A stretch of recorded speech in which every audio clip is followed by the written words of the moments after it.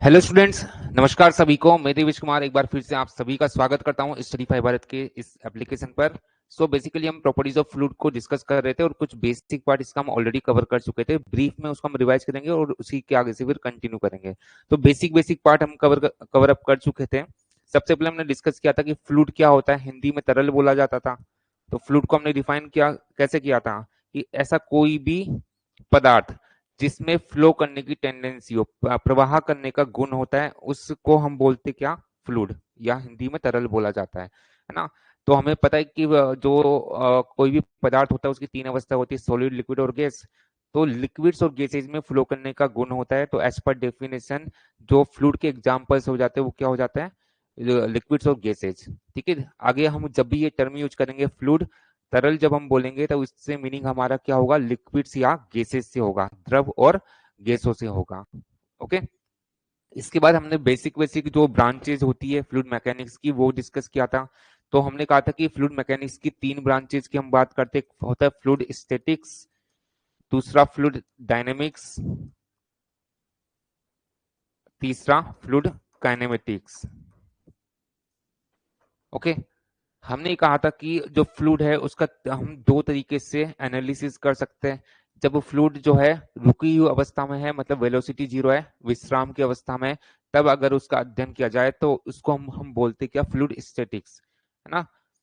दूसरा, अगर फ्लूइड गति की अवस्था में, मोशन में है, गति में है, तो ऑब्वियस सी बात है गतिशील कब होगा फ्लूइड, जब उस पर कोई ना कोई फोर्स लग रहा है।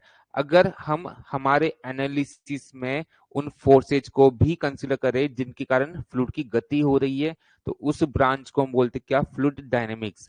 और अगर हम फ्लूइड का गति की अवस्था में अध्ययन करें लेकिन उन फोर्सेज को हमारे एनालिसिस में कंसीडर नहीं करें जिनके कारण गति हो रही है, तो उस ब्रांच को हम बोलते हैं फ्लूइड काइनेमेटिक्स। तो बेसिकली फ्लूइड मैकेनिक्स में हमारा फोकस इन तीन ब्रांचेज पर होगा, fluid statics, fluid dynamics and fluid kinematics. ये आपका सिलेबस का पार्ट हो जाता है। फाइन। इसके बाद हमने कुछ बेसिक टर्म्स की बात की थी। तो कुछ बेसिक बेसिक डेफिनेशंस हम ऑलरेडी डिस्कस कर चुके हैं। सबसे पहले हमने बात की थी किसकी, फ्लूइड डेंसिटी की। इसको हमने रो से डिनोट किया था और हमने ये कहा था, कैसे डिफाइन किया था, it is the ratio of mass and volume of fluid. यह किसी तरल के द्रव्यमान और आयतन का अनुपात होता है। द्रव्यमान को हमने m से डिनोट किया और आयतन को v से डिनोट किया। इनका अनुपात जो है वो डेंसिटी हो जाता है। यूनिट की बात की थी, मास को हम किलोग्राम में मेजर करते हैं, वॉल्यूम को मीटर क्यूब में। तो किलोग्राम पर मीटर क्यूब ये इसका मात्रक हो जाता है। ओके। इसके बाद हमने इसको दूसरे तरीके से भी डिफाइन किया था। हमने कहा था कि अगर वॉल्यूम को यूनिट ले लें, यूनिट मतलब इकाई ले लें, इकाई मतलब एक मीटर क्यूब या एक सेंटीमीटर क्यूब अगर इसको कंसिडर किया जाए, तब उस केस में v इक्वल टू 1 यहाँ पर पुट कीजिए तो रो इक्वल टू m। तो हमने ऐसे डिफाइन किया था कि एकांक आयतन अगर फ्लूइड का हम कंसिडर करें तो उसका जो द्रव्यमान होगा वो उसकी डेंसिटी के बराबर होगा। ओके। फिर कुछ डेटा आपको याद रखना है न्यूमेरिकल्स के पॉइंट ऑफ व्यू से। जो डेंसिटी होती है वाटर की, वो ली जाती है 1000 kg पर मीटर क्यूब, है ना। वाटर की डेंसिटी के बारे में हमने डिस्कस किया था कि वाटर एकमात्र ऐसा लिक्विड होता है जिसका तापमान बढ़ाने पर पहले डेंसिटी बढ़ती है फिर कम होती है। ओके। 4 डिग्री सेल्सियस तापमान तक फ्लूइड की जो वाटर है उसकी डेंसिटी बढ़ेगी। 4 डिग्री सेल्सियस तापमान पर डेंसिटी ऑफ वाटर मैक्सिमम हो जाता है, कितना हो जाता है, 1000 kg पर मीटर क्यूब हो जाता है। ये एक्चुअल में 4 डिग्री सेल्सियस पर वाटर की डेंसिटी होती है। इसके फर्दर भी अगर तापमान बढ़ाओगे, 4 डिग्री सेल्सियस से ज्यादा अगर तापमान करोगे, तो फिर डेंसिटी ऑफ वाटर जो है डिक्रीज करने लगता है। ओके। तो आपसे जब भी रिक्वायरमेंट होगी डेंसिटी ऑफ वाटर की, आप हमेशा उसको डेटा कितना लेके चलोगे, 1000 kg पर मीटर क्यूब। ओके। इसके बाद नेक्स्ट डेफिनेशन हमने पढ़ी थी, स्पेसिफिक वेट ऑफ फ्लूइड। तो स्पेसिफिक वेट को गामा या स्मॉल w से डिनोट किया जाता है। एंड कैसे डिफाइन किया था, it is the ratio of weight and volume of fluid. मतलब ये फ्लूइड के भार और आयतन का अनुपात होता है। और इसकी यूनिट कैसे हमने रिलेट की थी, वेट को, वेट एक तरह का फोर्स ही तो होता है, तो इसको न्यूटन में मेजर करेंगे, वॉल्यूम को मीटर क्यूब में, तो इसका मात्रक हो जाता है न्यूटन पर मीटर क्यूब। इसके बाद हमने कहा था वेट जो है वो mg के बराबर होता है upon volume. Mass upon volume को हमने डेंसिटी बोला, तो डेंसिटी इंटू जी। तो जो स्पेसिफिक वेट है उसको इस तरीके से भी हम शो कर सकते हैं, it is equal to rho into g. Density into g क्या है, एक्सेलरेशन ड्यू टू ग्रेविटी, गुरुत्वीय त्वरण होता है। इसका मान कितना लिया जाता है, इसका मान लिया जाता है 9.81 मीटर पर सेकंड स्क्वायर। या अप्रोक्सीमेट इसको 10 मीटर पर सेकंड स्क्वायर लेकर हम कैलकुलेशंस कर सकते हैं ना। जिन एग्जाम्स में केएलसी अलाउ नहीं होता वहां पर 10 मीटर पर सेकंड स्क्वायर आप इसको ले सकते हैं। तो ये कुछ बेसिक बेसिक डेफिनेशंस की हमने बात की थी। ओके, इसके बाद स्पेसिफिक ग्रेविटी भी हम डिस्कस कर चुके थे। तीसरी जो बेसिक डेफिनेशन डिस्कस की थी that is the specific gravity, g या कैपिटल एस से डिनोट करते थे। और इसमें हमने कहा था कि जो जिस फ्लूइड की स्पेसिफिक ग्रेविटी ज्ञात करनी है उस फ्लूइड की डेंसिटी जो है ऊपर लेंगे, ठीक है, और नीचे लेंगे हम किसी स्टैंडर्ड फ्लूइड की डेंसिटी। इस तरीके से इसको डिफाइन किया था। अगर हम बात करें लिक्विड्स की तो स्टैंडर्ड जो फ्लूइड है, स्टैंडर्ड लिक्विड जो है वो वाटर लिया जाता है, जबकि गैसेज के केस में जो स्टैंडर्ड गैस होती है वो हम एयर लेकर चलते हैं।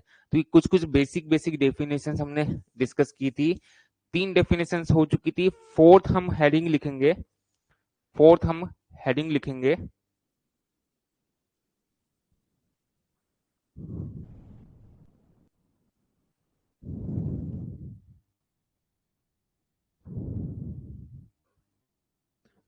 फोर्थ डेफिनेशन बल्क मॉडुलस, ठीक है, बल्क मापांक एवं एवं संपीड्यता एवं संपीड्यता। इंग्लिश में बोलेंगे bulk modulus, bulk modulus and compressibility. संपीड्यता को बोला जाता है क्या, compressibility and compressibility.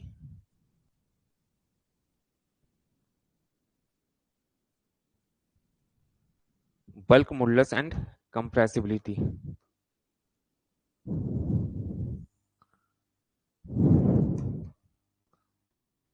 Bulk modulus and compressibility.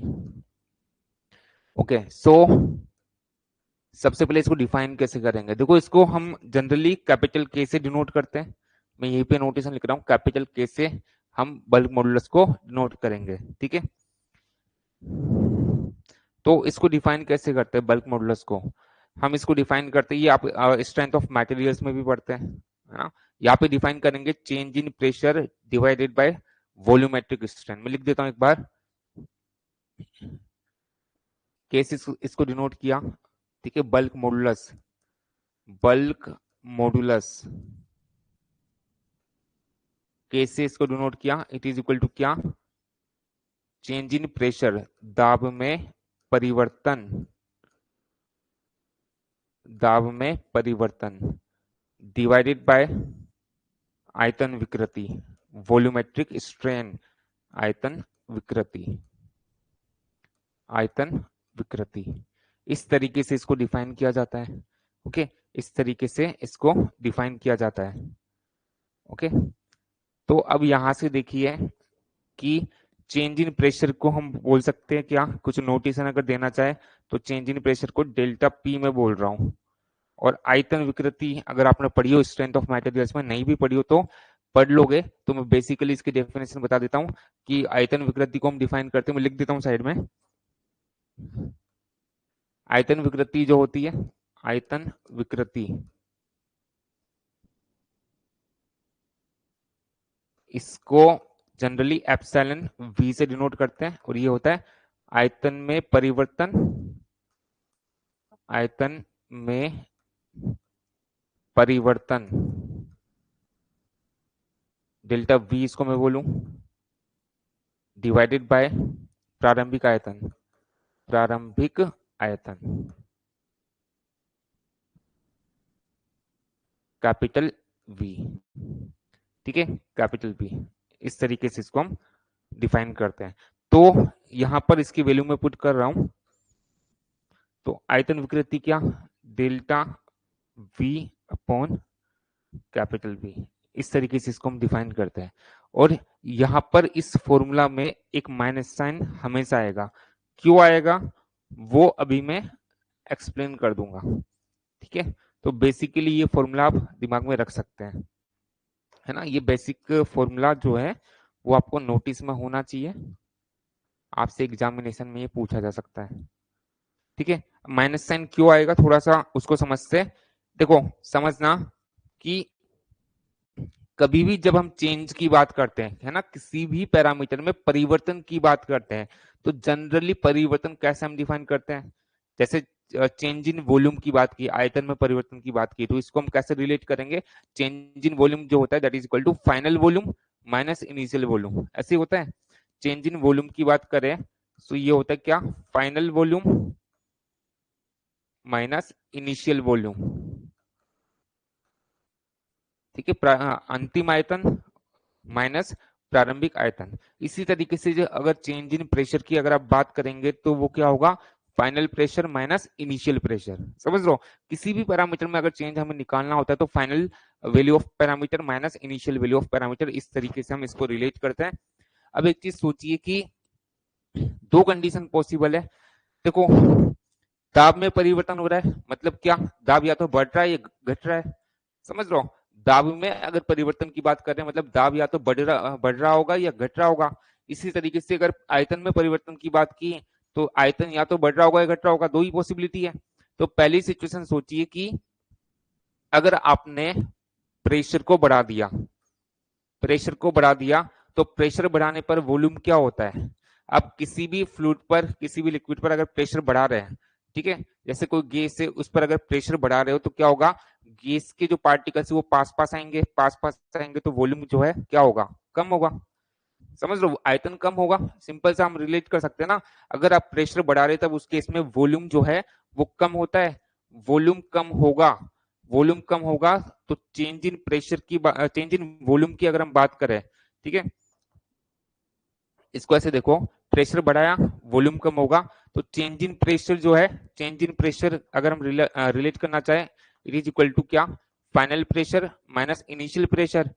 अब प्रेशर बढ़ा दिया तो फाइनल प्रेशर ज्यादा होगा as compare to initial pressure. अगर आपने दाब बढ़ा दिया, हम क्या कंडीशन लेकर चल रहे हैं कि प्रेशर बढ़ा रहे हैं, प्रेशर बढ़ाने पर आयतन कम होगा, वॉल्यूम कम होगा।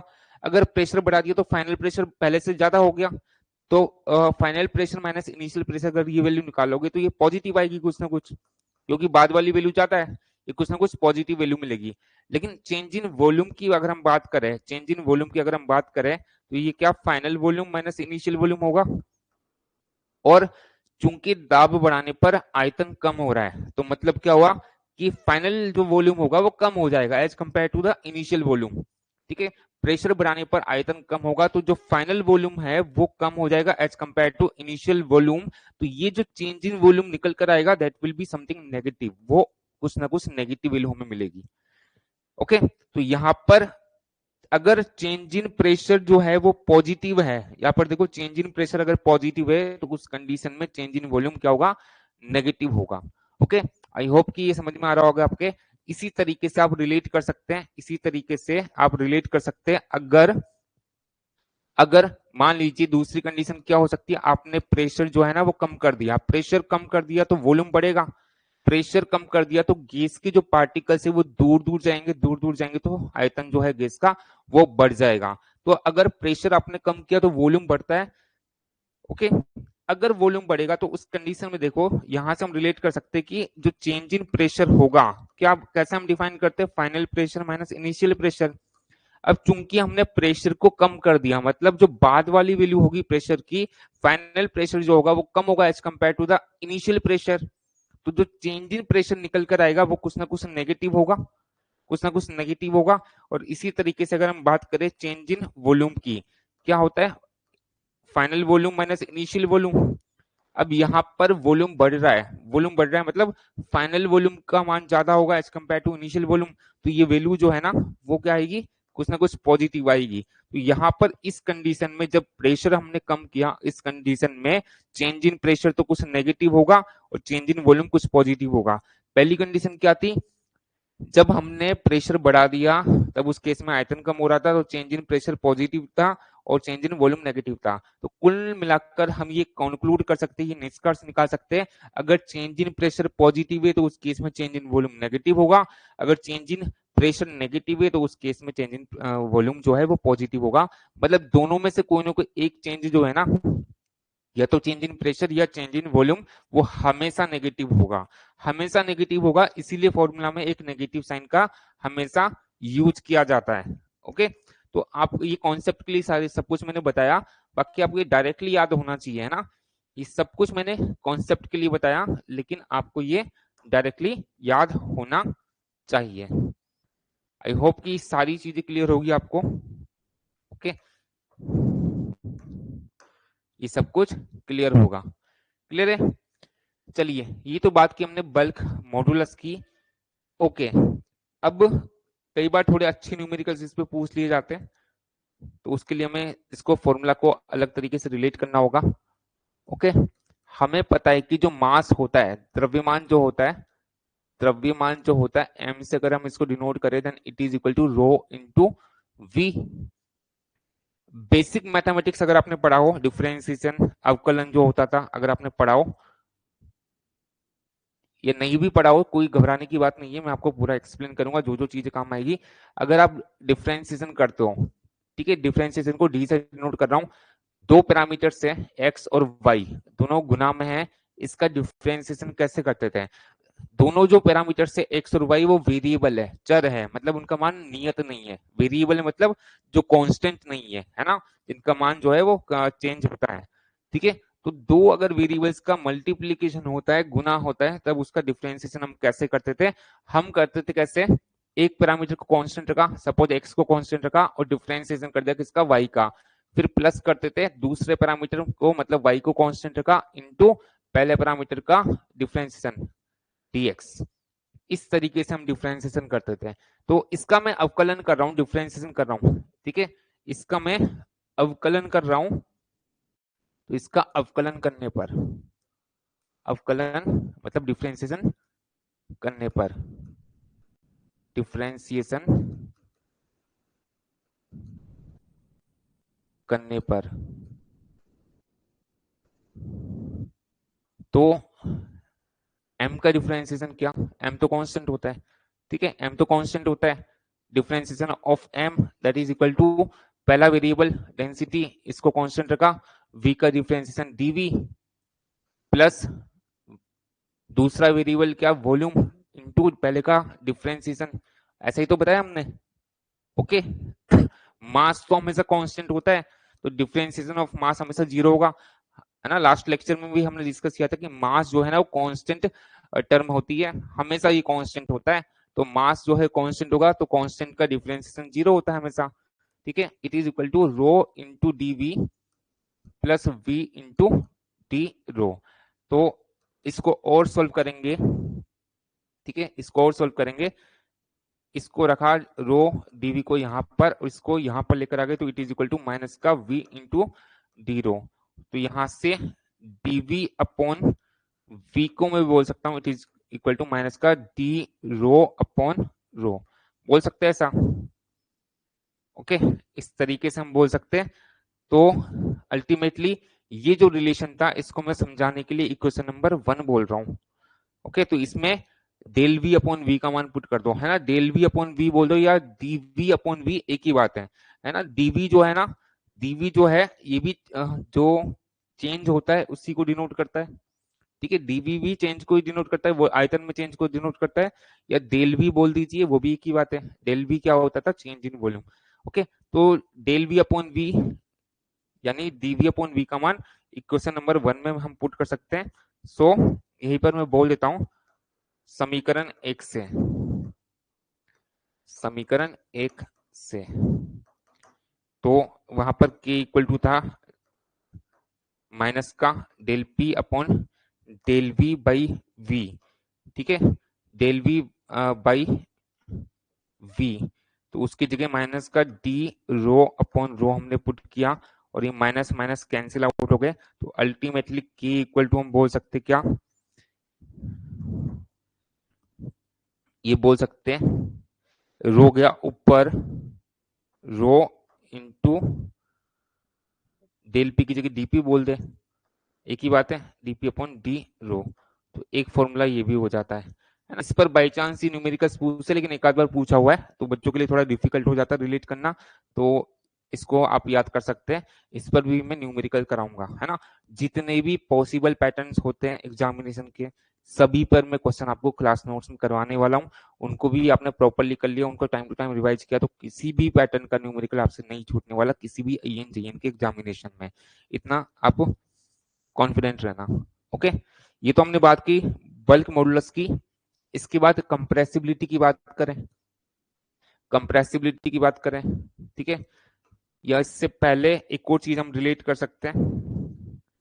इससे पहले एक और पॉइंट यहीं पर डिस्कस कर लीजिए। आपने सरल रेखा की समीकरण बेसिक मैथमेटिक्स में पढ़ी होगी, है ना।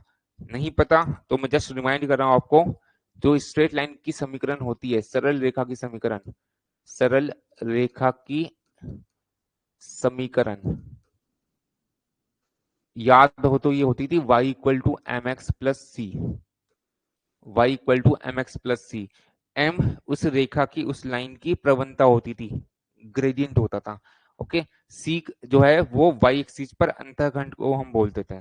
और अगर जो स्ट्रेट लाइन है वो अगर केंद्र बिंदु 0 0 से मतलब ओरिजिन से पास हो रही है, तब उस केस में c इक्वल टू 0 होता था, ठीक है। अगर मैं लिखूं सरल रेखा की समीकरण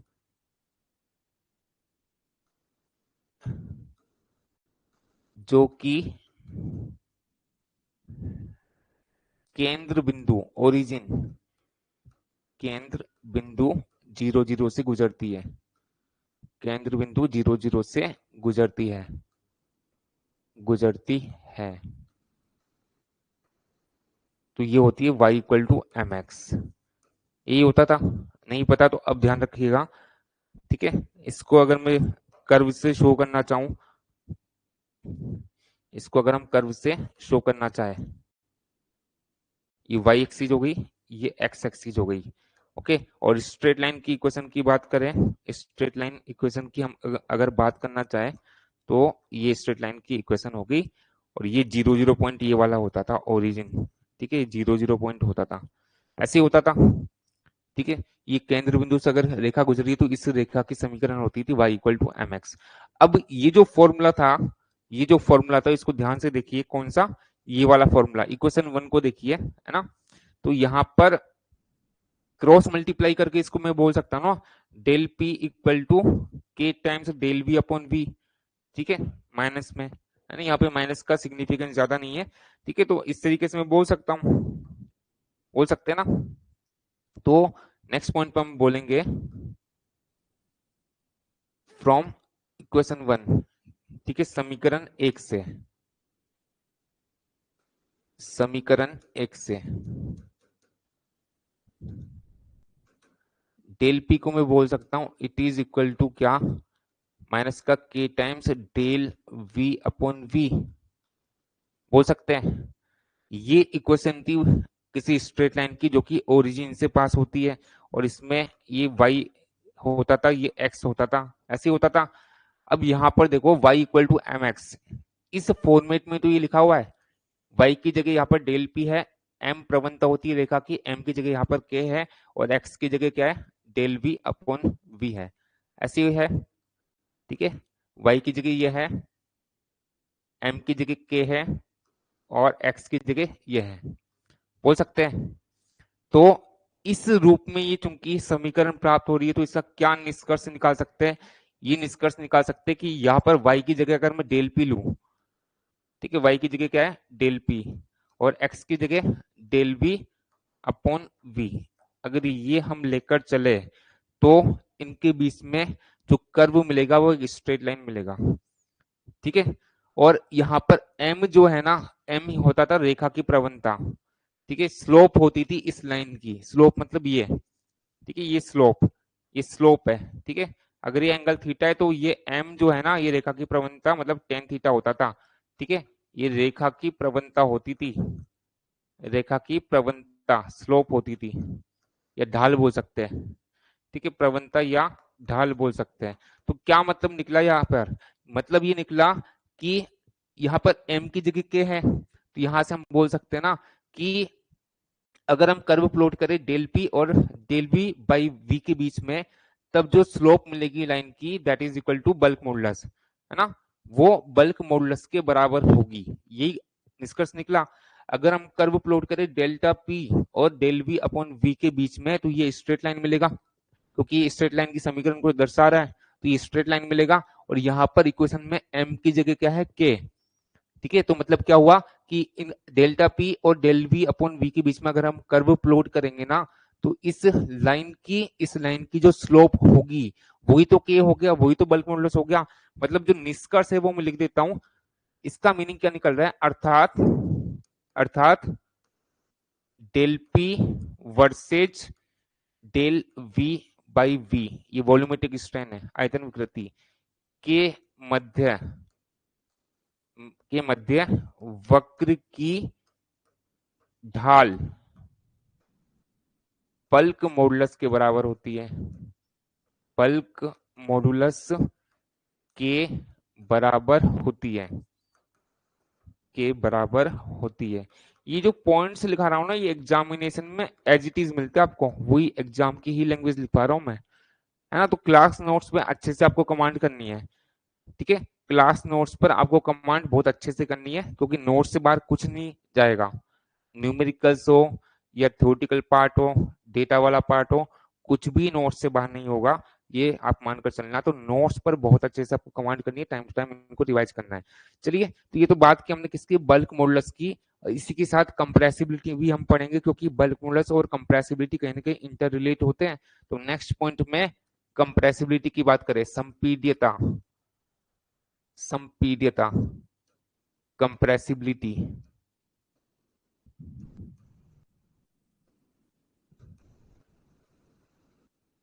ठीक है, इसको जनरली बीटा से डिनोट करते हैं, और ये क्या होता है, 1/k के बराबर होता है। ठीक है, कंप्रेसिबिलिटी जो है that is equal to 1/k, मतलब जस्ट बल्क मॉडुलस का ये रेसिप्रोकल हो गया, व्युत्क्रम हो गया, है ना। मैं लिख देता हूं, अर्थात अर्थात संपीड्यता, कंप्रेसिबिलिटी, कंप्रेसिबिलिटी बल्क मॉडुलस का, बल्क मॉडुलस का व्युत्क्रम, मतलब रेसिप्रोकल, रेसिप्रोकल होती है, रेसिप्रोकल होती है। ठीक है, इसका जस्ट ये रेसिप्रोकल है, या आप बोल सकते हैं कि इनवर्स है, ये भी ध्यान रखना है। अब एग्जाम में क्वेश्चन कैसे पूछते हैं, है ना। एग्जाम में जैसे एक बार एसएससी जेईई में पूछा आपसे, क्या पूछा कि कोई अगर फ्लूइड है जिसका बल्क मॉडुलस जो है ना वो 0 है, तब कंप्रेसिबिलिटी कितनी होगी। तो बल्क मॉडुलस 0 पुट कर दो, 1/0 क्या होता है, अनंत होता है, पता होना चाहिए। 1/0 अनंत होता है, तो हम बोल सकते हैं कि अगर कोई ऐसा फ्लूइड है जिसका बल्क मॉडुलस 0 है, तब उस केस में उसकी कंप्रेसिबिलिटी कितनी होगी, इनफाइनाइट होगी। समझ लो, ऐसे हम बोल सकते हैं। क्लियर है, ओके। इस तरीके से आपसे एग्जामिनेशंस में क्वेश्चंस पूछे जाते हैं, इस तरीके से आपसे एग्जामिनेशंस में क्वेश्चंस पूछे जाते हैं। ठीक है, एक और क्वेश्चन जो बहुत बार एग्जामिनेशंस में पूछा हुआ है, क्या पूछते हैं कि कोई इनकम्प्रेसिबल फ्लूइड है, असंपीड्य फ्लूइड है, तब उसकी उसकी कंप्रेसिबिलिटी कितनी होगी। असंपीड्य है तो नाम से पता लग रहा है कि जिसका डेंसिटी चेंज नहीं होता, जो कंप्रेस नहीं होता वही तो इनकम्प्रेसिबल है ना। जो संपीड्य नहीं होता वो असंपीड्य हो गया ना। मैं लैंग्वेज लिखता हूं पहले कि असंपीड्य, असंपीड्य तरल,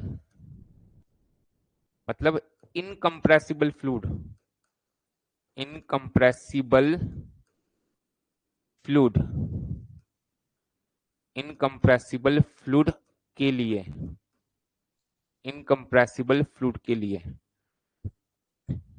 इनकम्प्रेसिबल फ्लूइड के लिए क्या होगा कि जो आयतन में परिवर्तन होता है वो 0 होता है, आयतन में परिवर्तन जो होता है वो 0 होता है। जब इनकम्प्रेसिबल है मतलब जो कंप्रेस नहीं होगा, कंप्रेस नहीं होगा तो उसका आयतन में परिवर्तन ही नहीं होगा, और परिवर्तन नहीं होगा अगर आयतन में, तो आयतन में परिवर्तन 0 होगा। आई होप ये क्लियर होगा। या ऐसे सोचो कि इनकम्प्रेसिबल अगर फ्लूइड है जो कंप्रेस नहीं हो रहा, जब कंप्रेस नहीं हो रहा तो फिर उसका आयतन जो है वो कांस्टेंट रहता है। आयतन कांस्टेंट होगा तो चेंज इन वॉल्यूम जो है दैट विल बी जीरो। ठीक है, चेंज इन वॉल्यूम अगर जीरो होगा तो उस कंडीशन में के कितना हो जाएगा, के हमने बोला change in pressure upon change in volume upon initial volume, यही तो बोला। ठीक है, तो यहां से ये कितना हो गया, चेंज इन वॉल्यूम क्या, जीरो। ठीक है, तो 1/0 क्या अनंत होता है, ये अनंत को ऐसे इस सिंबल से नोट करते हैं। तो इनकम्प्रेसिबल फ्लूइड के लिए जो बल्क मॉडुलस होता है वो अनंत होता है, याद रखना। ठीक है, ये अनंत होता है और ये अनंत होता है, तो कंप्रेसिबिलिटी कितनी हो गई, बीटा इक्वल टू क्या 1/k होता है। तो 1/इंफिनिटी और 1/इंफिनिटी क्या होता है, जीरो के बराबर होता है। नहीं पता तो आगे से याद रखेंगे कि जीरो के बराबर होता है। ठीक है, दो चीजें याद रखनी यहाँ पर कि इनकम्प्रेसिबल फ्लूइड के लिए जो बल्क मॉडुलस होता है वो इंफिनिटी होता है, अनंत होता है। ओके, और जो कंप्रेसिबिलिटी होती है बीटा वो जीरो होती है। ठीक है, ये दो कंक्लूजन आपको पता होने चाहिए, प्रूव हमने कर दिया। फाइन, तो यहां से इस तरीके के क्वेश्चंस आपसे एग्जामिनेशंस में पूछे जाते हैं। छोटे छोटे पॉइंट्स पर ही आपसे क्वेश्चंस पूछे जाते हैं।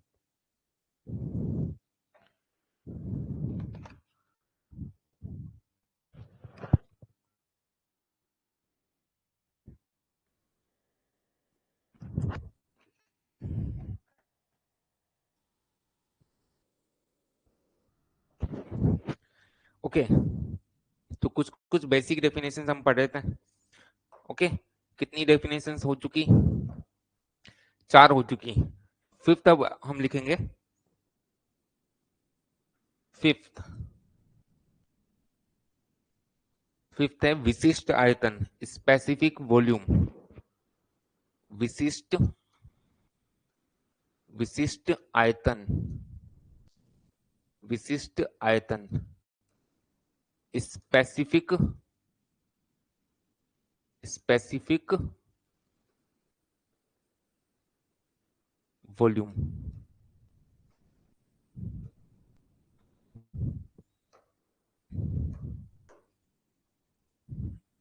स्पेसिफिक वॉल्यूम, स्मॉल वी से इसको डिनोट किया जाता है जनरली। ओके, सो पहले द्रवों की बात करें, द्रवों के लिए, लिक्विड्स के लिए देखो, एक्चुअली में स्पेसिफिक वॉल्यूम को लिक्विड्स और गैसेज के लिए अलग अलग तरीके से डिफाइन किया जाता है। तो सबसे पहले लिक्विड्स की बात करें तो इनके लिए जो स्पेसिफिक वॉल्यूम है दैट इज इक्वल टू क्या, 1/गामा। गामा क्या होता था, स्पेसिफिक वेट होता था, है ना, लास्ट लेक्चर में हमने डिस्कस किया था। तो जस्ट जस्ट इसका रेसिप्रोकल हो जाता है, व्युत्क्रम हो जाता है। ओके, गामा क्या होता था, वेट अपॉन वॉल्यूम। ठीक है, तो इसका रेसिप्रोकल क्या हो गया, वॉल्यूम अपॉन वेट, ऐसे ही होगा। ये नोटेशंस में ऑलरेडी आपको बता चुका हूं, लिखा चुका हूं, तो वही सेम मीनिंग। कैपिटल वी क्या होता था, आयतन होता था, कैपिटल डब्ल्यू वेट होता था, है ना। ये नोटेशंस ऑलरेडी मैं मेंशन कर चुका हूं। इस तरीके से लिक्विड्स के लिए हम ये डिफाइन करते हैं। ठीक है, तो यहां से यूनिट क्या हो जाएगी इसकी, ठीक है, इसका मात्रक क्या हो जाएगा, यूनिट क्या हो जाएगी, इसका मात्रक क्या हो जाएगा, वॉल्यूम जो होता है वो मीटर क्यूब में मेजर करते हैं, वेट को न्यूटन में मेजर करते हैं, है ना। स्पेसिफिक वेट का जो यूनिट होता था न्यूटन पर मीटर क्यूब होता था, जस्ट इसका रेसिप्रोकल ले लीजिए, मीटर क्यूब पर न्यूटन हो जाएगा। ओके, ये तो लिक्विड्स की हमने बात की। इसके बाद सेकंड अगर हम बात करें किसके लिए, गैसेज के लिए। ओके, गैसेज के लिए बात करें, गैसों के लिए, गैसों के लिए, फॉर गैसेज, इसके लिए इसके लिए हम स्पेसिफिक वॉल्यूम को कैसे डिफाइन करते हैं, इट इज इक्वल टू 1/रो। रो क्या होता था, डेंसिटी होती थी, है ना। मतलब क्या हुआ, गैसों के लिए जो स्पेसिफिक वॉल्यूम होता है वो डेंसिटी का व्युत्क्रम होता है, रेसिप्रोकल होता है। डेंसिटी क्या होती थी, मास अपॉन वॉल्यूम होती थी, तो इसका रेसिप्रोकल क्या हो गया, वॉल्यूम अपॉन मास हो गया। So it is equal to volume upon mass. इस तरीके से हम इसको डिफाइन करते हैं। ओके, तो इसका मात्रक अगर देखना चाहे, इसका मात्रक क्या हो जाएगा, वॉल्यूम को मेजर करते किसमें, मीटर क्यूब में, मास को केजी में। ठीक है, डेंसिटी का मात्रक क्या होता था, केजी पर मीटर क्यूब। तो यहाँ पर इसका रेसिप्रोकल क्या हो जाएगा, मीटर क्यूब पर केजी। तो ये बेसिक बेसिक जो रिलेशंस है आपको पता होने चाहिए, है ना। अब कंफ्यूजन कहाँ पर आता है, आपसे बहुत बार एक most of the time examination में वो ये नहीं मेंशन करता कि किसका स्पेसिफिक वॉल्यूम बोलना चाह रहा है, लिक्विड्स का या गैसेज का। तो जनरली ये वाला फॉर्मूला हम यूज करते हैं, है ना। वो क्वेश्चन की लैंग्वेज देख के समझ में आ जाता है, ये ऑप्शन देख के समझ में आ जाता है। थोड़ा प्रैक्टिस करोगे तब इन चीजों में आप कंफर्टेबल फील करोगे। ओके, तो ये कुछ बेसिक बेसिक जो डेफिनेशन है इनकी हमने बात की। इसके बाद नेक्स्ट बहुत इंपॉर्टेंट है, सिक्स्थ। अब हम बात करेंगे किसकी, विस्कोसिटी की, श्यानता की। ओके, श्यानता की। तो श्यानता, श्यानता या इसी को बोला जाता है इंग्लिश में विस्कोसिटी। ठीक है, श्यानता को ही गतिक श्यानता भी बोल देते हैं, गतिक, गतिक श्यानता भी बोल दिया जाता है। इंग्लिश में बोला जाता है डायनेमिक विस्कोसिटी, डायनेमिक विस्कोसिटी।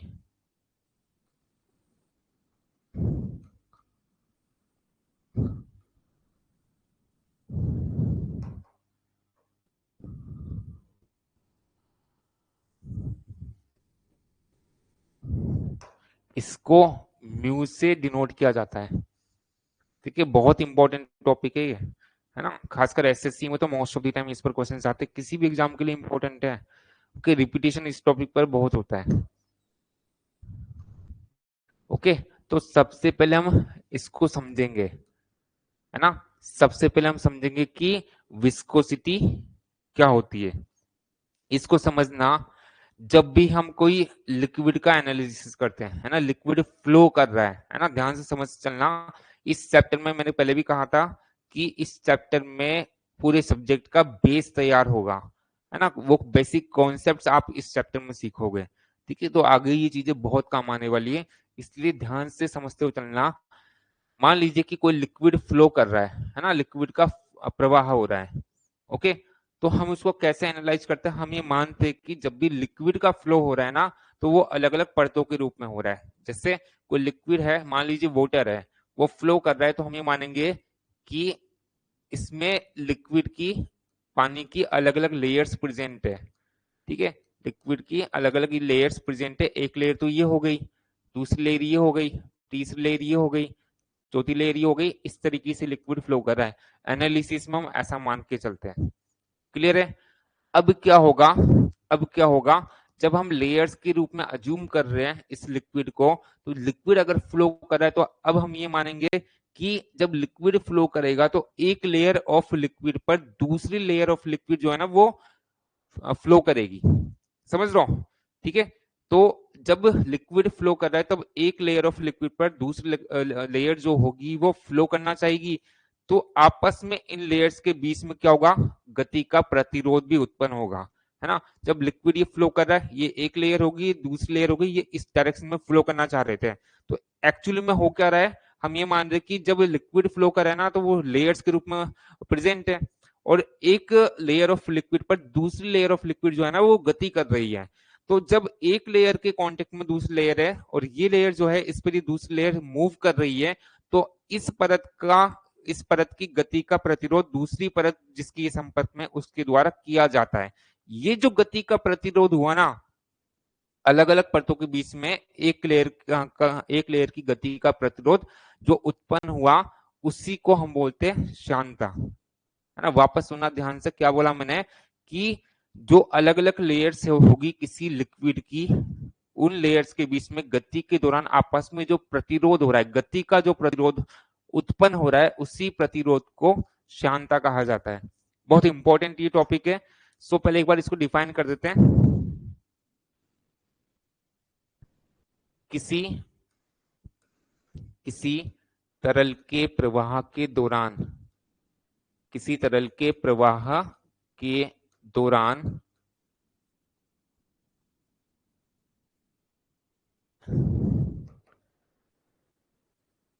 तरल की एक परत पर या तरल की एक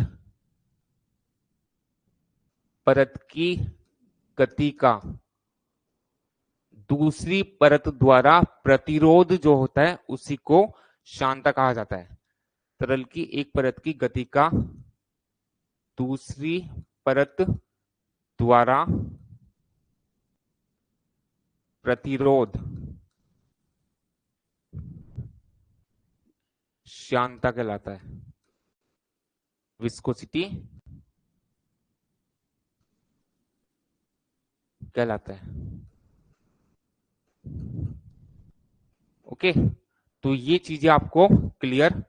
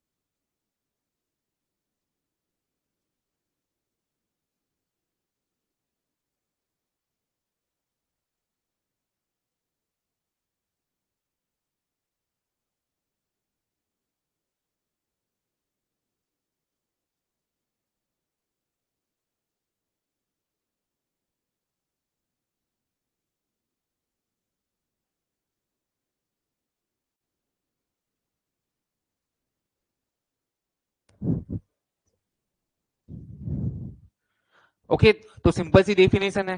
अब एक चीज ध्यान रखना कि केवल विस्कोसिटी अगर हम बोलेंगे तो उसी का मीनिंग क्या लेकर चलेंगे, डायनेमिक विस्कोसिटी, है ना। एक्चुअली में दो टाइप की विस्कोसिटी हम पढ़ते हैं, एक तो डायनेमिक विस्कोसिटी और एक काइनेमेटिक विस्कोसिटी, जो आगे हम पढ़ने वाले हैं। तो केवल विस्कोसिटी की अगर मैं बात करूंगा, इट मीन्स क्या होगा कि हम डायनेमिक विस्कोसिटी की बात करना चाह रहे हैं। ठीक है, आई होप कि ये सभी चीजें क्लियर होगी आपको। Okay, next point. अब मान लीजिए कि दो लेयर्स है, या ऐसा मानो कि दो प्लेट्स हैं, सपोज ये कोई एक प्लेट है ना, ऐसा कुछ ये एक प्लेट है सपोज। ठीक है, ये ऐसी कुछ ये एक प्लेट है, बना देता हूं इसको प्रॉपर।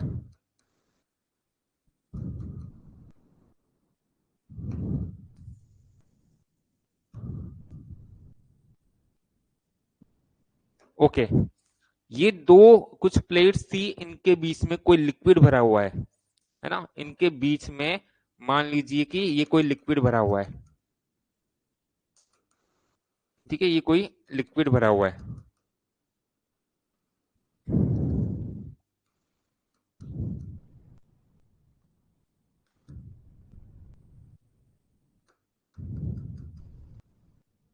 ओके, और ये कैसा लिक्विड है जिसकी विस्कोसिटी काफी ज्यादा है ना, जिसको हम बोलेंगे श्यान द्रव है, विस्कस लिक्विड है ये। ठीक है, दो लेयर्स के बीच में कोई लिक्विड भरा हुआ है। Okay, fine. और ये जो लिक्विड है ना, इसका फ्लो हो रहा है, इस लिक्विड का जो है वो फ्लो हो रहा है, सपोज इस डायरेक्शन में इसका फ्लो हो रहा है। ठीक है, तब एक्चुअली में क्या होगा कि अलग अलग लेयर्स में अगर हम वेलोसिटी ऑफ लिक्विड देखेंगे तो वो अलग अलग मिलती है। जैसे अगर मैं बात करूं कि मान लीजिए कि ये लिक्विड की जो वेलोसिटी है ना, वो v से हम मूव करा रहे हैं इसको, लेकिन एक्चुअली में क्या होगा कि इस लेयर में अगर आप देखोगे कि इस पॉइंट पर वेलोसिटी कितनी है, ठीक है, तो वो कुछ और मिलेगी, यहाँ पर वेलोसिटी कुछ और मिलेगी। समझ रहे हो? तो ये वेलोसिटी में एक्चुअल में वेरिएशन होता है, जिसको हम लेमिनार फ्लो में डिस्कस भी करेंगे डिटेल में। ठीक है, तो बेसिक बेसिक आपको पता होना चाहिए, कुछ बेसिक पार्ट यहाँ पर काम आ रहा है इसलिए। तो अगर हम ये वेलोसिटी का वेरिएशन देखना चाहे कि एक्चुअली में वेरिएशन कैसा होगा, तो इसका कर्व जो है हम बनाना चाह रहे हैं। ठीक है, अलग अलग जो लेयर्स ऑफ लिक्विड होगी उनमें वेलोसिटी में वेरिएशन आता है पॉइंट टू पॉइंट, है ना, वर्टिकल डायरेक्शन में वेरिएशन आता है। तो वेरिएशन कैसा मान के चलते हैं, उसको हम पैराबोलिक मान के चलते हैं। पहली चीज तो ये, ठीक है, ऐसा कुछ ये पैराबोलिक मानकर चलते हैं अगर ये विस्कस लिक्विड है तब। ठीक है, मानकर नहीं चलते, एक्चुअली में ऐसा होता है ना, पैराबोलिक ये वेरिएशन होता है। ठीक है, तो एक पॉइंट तो ये हो जाता है, यदि यदि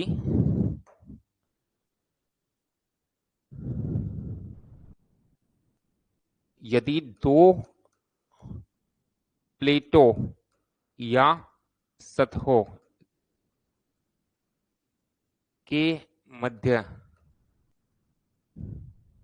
किसी श्यान द्रव विस्कस लिक्विड, विस्कस लिक्विड क्या होता है, जो थोड़ा गाढ़ा होता है ना। गाढ़ा मतलब इन दी सेंस ऐसे सोचो कि जैसे एक तो सोचो पानी है, ध्यान से समझना विस्कोसिटी का मतलब क्या है। एक लिक्विड अपना पानी हो गया, दूसरा मान लीजिए फॉर एग्जांपल आपका शहद हो गया, हनी जिसको बोला जाता है, समझ लो। अब एक बाल्टी में तो आपने क्या किया, पानी को भर लिया, दूसरी बाल्टी में आपने क्या किया, शहद को भर लिया। अब आपने पानी की बाल्टी को उड़ेल दिया तो पानी फ्लो करेगा। जितनी इंटेंसिटी से आपने पानी की बाल्टी को उड़ेला, उतनी ही इंटेंसिटी से मान लीजिए कि आपने शहद वाली बाल्टी को उड़ेल दिया तो शहद भी फ्लो करेगा। लेकिन तेजी से कौन फ्लो करेगा, प्रैक्टिकली रिलेट कर सकते हो ना, तेजी से पानी फ्लो करेगा एज कंपेयर टू द जो शहद होगा, समझ लो। तो शहद जो है ना, एक्चुअली में उसमें क्या हो रहा है, प्रवाह का प्रतिरोध ज्यादा हो रहा है, इसलिए उसकी वेलोसिटी कम है as compare to the water. ठीक है, और हमने शांता को कैसे डिफाइन किया कि प्रवाह का प्रतिरोध ही तो होता है। ये तो बोला किसी तरल के प्रवाह के दौरान तरल की एक परत की गति का दूसरी परत द्वारा जो प्रतिरोध होता है, resistance to flow, that is the viscosity. जो प्रवाह का प्रतिरोध होता है ना, वही शांता होती है। तो प्रतिरोध अगर ज्यादा होगा, परतों के मध्य गति का प्रतिरोध अगर ज्यादा होगा, तब उस केस में जो वेलोसिटी मिलेगी ना, वो कम मिलेगी। तो शहद का फ्लो जो है ना, कम वेलोसिटी से होता है as compare to the velocity of water. तो यहां पर हम बोलेंगे कि चूंकि यहाँ पर गति कम मिल रही है शहद में, तो शहद की जो शांता होती है वो ज्यादा होती है as compare to water. Viscosity of honey जो है वो ज्यादा होगा as compare to viscosity of water, समझ गए। तो अगर कोई ज्यादा शांत द्रव है, इट मीन्स उसकी गति जो है धीमी होगी, ये मीनिंग लेकर चलना है ना। समझाने के लिए ये लैंग्वेज यूज कर रहा हूं कि शांता से मतलब क्या, कि लिक्विड का गाढ़ापन कितना है ना। गाढ़ापन से क्या होगा कि वेलोसिटी कम मिलेगी। ओके, अब दो प्लेटों या सतहों के मध्य अगर किसी शांत द्रव का प्रवाह हो रहा है, प्रवाह हो रहा है, तब तब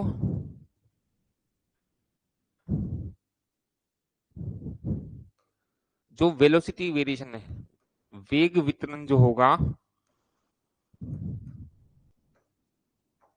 वेलोसिटी वेरिएशन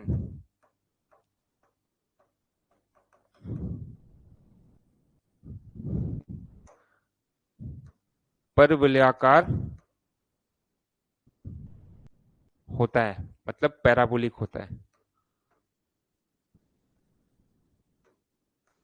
एक्चुअल में तो पैराबोलिक होता है।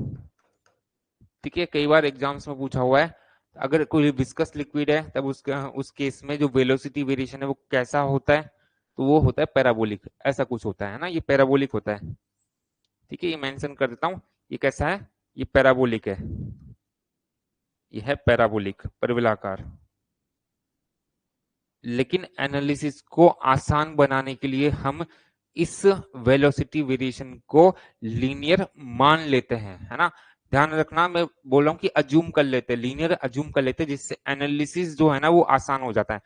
ठीक है, किसी भी एनालिसिस को सिंप्लीफाई करने के लिए नंबर ऑफ अजम्पशंस लिए जाते हैं। बहुत सारी थ्योरीज आपने अलग अलग सब्जेक्ट्स में पढ़ी होगी जिसमें हम नंबर ऑफ अजम्पशन लेके चलते थे। ठीक है, तो होता क्या है एक्चुअल में और अज्यूम क्या करते हैं, दोनों चीजें पता होनी चाहिए। एक्चुअल में यहाँ पर वेलोसिटी वेरिएशन तो पैराबोलिक है, लेकिन सिंप्लीफिकेशन के लिए, एनालिसिस को, विश्लेषण को आसान बनाने के लिए इसको हमने लीनियर मान लिया, रेखिक मान लिया। तो नेक्स्ट पॉइंट में हम ये मेंशन करेंगे,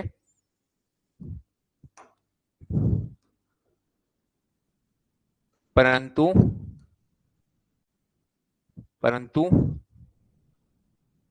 एनालिसिस को, विश्लेषण को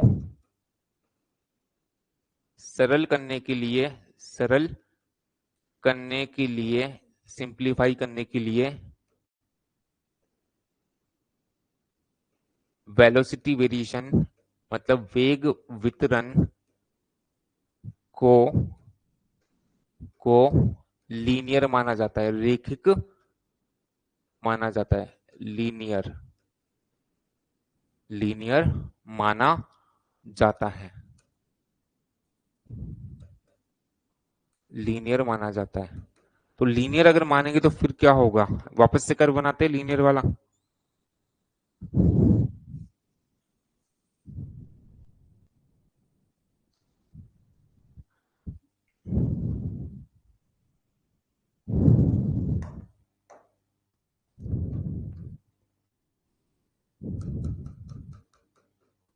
तो एक प्लेट तो ये हो गई, ये कोई भी सॉलिड सरफेस हो सकती है,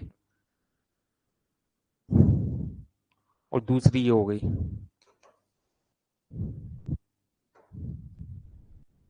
इनके बीच में किसी लिक्विड का फ्लो हो रहा था, ठीक है, ये कोई लिक्विड है, इसका ये फ्लो हो रहा है,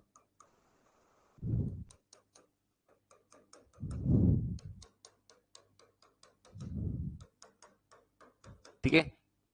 या एक काम करो कि ऊपर वाली प्लेट जो है ना, इसको मूविंग मान लो, ठीक है, ठीक है, ऊपर वाली प्लेट जो है ना, इसको मूविंग मान लो, ये सपोज मूव कर रही है, ये प्लेट है ना, ये प्लेट जो है मूवेबल है।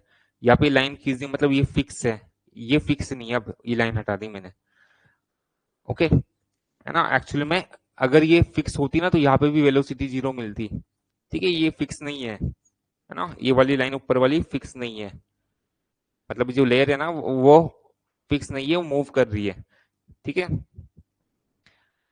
इसको मैं मेंशन कर देता हूँ, ये जो है ना वो मूव कर रही है वी वेलोसिटी से सपोज, तब जाकर ये ऊपर ये वेलोसिटी कुछ मिलेगी, अगर ये फिक्स होती तो वहां पे भी वेलोसिटी जीरो होती, है ना। तो ये भी फिक्स नहीं है, फिक्स वाला केस पढ़ेंगे हम लेमिनार फ्लो में, अभी तो हम मूवेबल वाला केस पढ़ना चाह रहे हैं, ठीक है। तो मान लीजिए कि ये वाली जो परत है वो मूव कर रही है सपोज वेलोसिटी कैपिटल वी से सपोज, ठीक है, कैपिटल वी से ये मूव कर रही है, और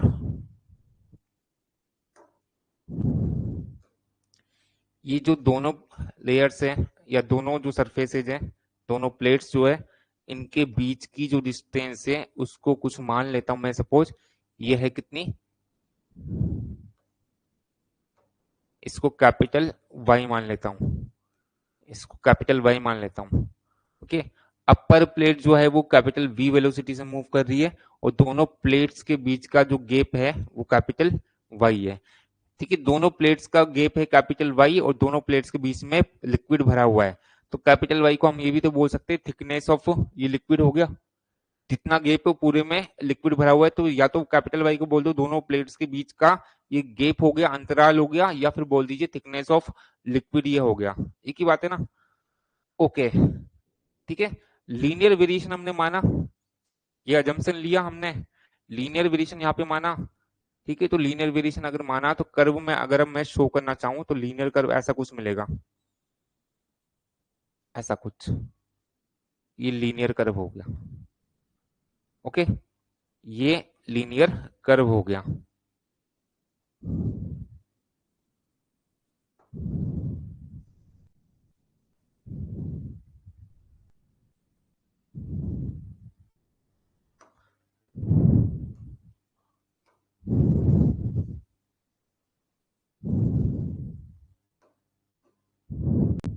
ओके, ओके। ये डिस्टेंस कितना कैपिटल वाई, ये डिस्टेंस कितना होगा, इसको भी मेंशन कर देता हूं, ये डिस्टेंस कितना होगा।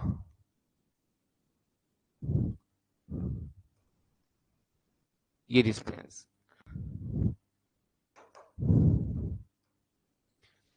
तो ये जो डिस्टेंस होगी ये कैपिटल वी के बराबर होगी। क्यों होगी, इसको ध्यान से समझना कि एक ये सॉलिड सरफेस, ये प्लेट है ना, ये प्लेट है और इसके जस्ट कांटेक्ट में ये लिक्विड की लेयर है। ध्यान से बोर्ड पर देखना, ये अपर वाली प्लेट थी ये वाली, और इसके कांटेक्ट में ये कोई लेयर ऑफ लिक्विड होगी इस प्लेट के कांटेक्ट में, समझ रहे हो। तो जब ये प्लेट मूव करेगी तो इसके कांटेक्ट में जो लेयर है वो भी सेम वेलोसिटी से मूव करेगी जिस वेलोसिटी से ये प्लेट मूव कर रही है।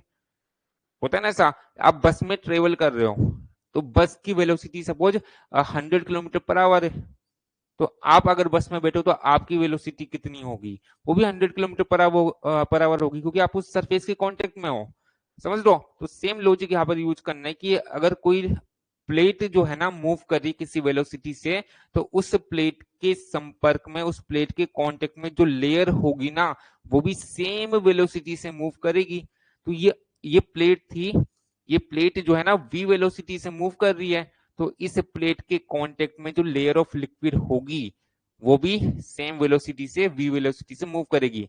और ये चूंकि वेलोसिटी वेरिएशन कर्व है, ठीक है, ये वेलोसिटी वेरिएशन कर्व है, तो यहाँ पर जो लिक्विड की लेयर है इसमें इसमें हर पॉइंट पर वेलोसिटी कितनी मिलेगी, इस वेलोसिटी के बराबर, क्योंकि ये जो लिक्विड की लेयर है ना वो इस प्लेट के कांटेक्ट में है, और जिस वेलोसिटी से ये प्लेट मूव करेगी उसी वेलोसिटी से यहाँ पर ये लेयर भी मूव करेगी, मतलब लेयर के हर पॉइंट पर सेम वेलोसिटी मिलेगी कैपिटल वी।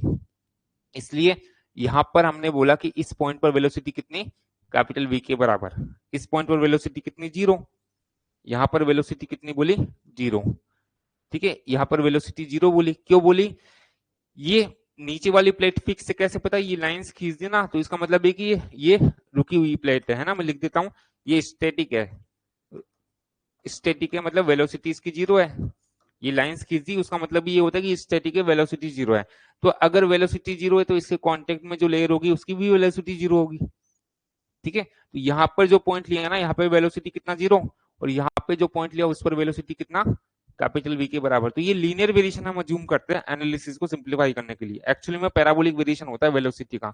ओके, अब सपोज यहाँ पर एक पॉइंट लिया मैंने, यहाँ पर वेलोसिटी देखना चाह रहा हूं मैं कितनी है। ठीक है, तो यहाँ पर वेलोसिटी जो है इतनी मिलेगी, ये वेलोसिटी वेरिएशन कर्व है।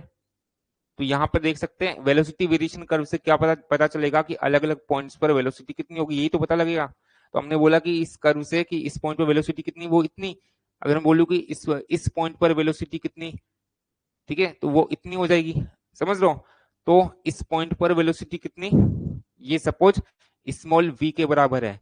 ये पॉइंट कहां पर लिया, यहां से सपोज स्मॉल y डिस्टेंस पर लिया, ये पॉइंट, ठीक है, ये पॉइंट लिया यहां से बॉटम से सपोज स्मॉल y डिस्टेंस पर। ओके, यहाँ पर वेलोसिटी स्मॉल v मिल गई। अब सपोज मैं बोलना चाहूं कि इस पॉइंट पर वेलोसिटी कितनी होगी, तो इस पॉइंट पर वेलोसिटी कितनी होगी, इतनी होगी। इस पॉइंट पर वेलोसिटी कितनी होगी, इतनी होगी। यही मतलब हुआ ना, ठीक है, इतनी होगी मतलब इससे कितनी ज्यादा होगी, इससे कितनी ज्यादा होगी। ठीक है, तो इससे एक्चुअली में इतनी ज्यादा होगी, इतनी ज्यादा होगी। ठीक है, ये मान लीजिए कि db है ना, ये तो v, तो ये भी v, इसको v बोल देता हूं, डिस्टेंस बराबर दिख रहे हैं ना, ये v, ये भी v, और यहाँ पर वेलोसिटी इतनी थोड़ी एडिशनल बढ़ गई, कितना dv मान लिया। ओके, ये डिस्टेंस y थी, इस डिस्टेंस को सपोज मैं dy मान लेता हूं। ओके, तो यहाँ पर ध्यान से देखना, आपको दो ट्राइंगल्स दिख रहे होंगे। ठीक है, इसको थोड़ा बड़ा कर लेता हूं मैं। यहाँ पर आपको दो ट्राइंगल्स दिख रहे होंगे। एक तो ट्राइंगल मैं मेंशन कर रहा हूं, बोर्ड पर ध्यान से देखना। एक तो ट्राइंगल ये बड़ा वाला हो गया, ये वाला, ठीक है, जो हाईलाइट किया मैंने। एक तो ये ट्राइंगल दिख रहा होगा, दूसरा ट्राइंगल, एक छोटा वाला ट्राइंगल भी दिख रहा है कहीं पे, दिख रहा है, कौन सा, ये वाला ट्राइंगल। ठीक है, ये वाला ट्राइंगल, पॉइंट क्लियर है। ठीक है, तो ये दो सिमिलर ट्राइंगल्स हैं, इनको मैं कंपेयर करना चाह रहा हूं, तो मैं इनको समझाने के लिए कुछ नाम देता हूं। ये तो ओ पॉइंट था, ठीक है, ये ए पॉइंट मान लेता हूं, ये बी पॉइंट मान लेता हूं, ओके, और ये सपोज सी पॉइंट मान लेता हूं, ये डी पॉइंट मान लेता हूं, ये समझाने के लिए ई पॉइंट मान लिया, ओके, ये ई पॉइंट मान लिया। क्लियर है ये? ओके, तो अब यहां से देखिए,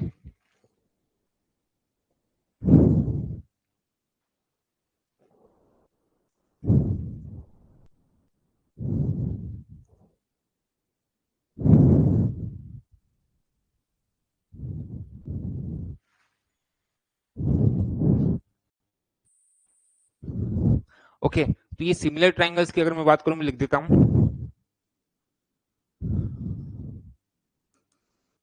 समरूप त्रिभुज। एक तो कौन सा हो गया, ओ A B, O A B एवं एवं दूसरा ई सी डी, एवं ई सी डी से। यहां से मैं बोल सकता हूं, कैसे भी रिलेट कर लो इनको, तो इनको मैं बोल सकता हूं ए बी अपॉन ओ ए, ठीक है, ए बी अपॉन ओ ए जो है दैट इज इक्वल टू क्या, सी डी अपॉन सीई बोल सकते हैं सिंपली।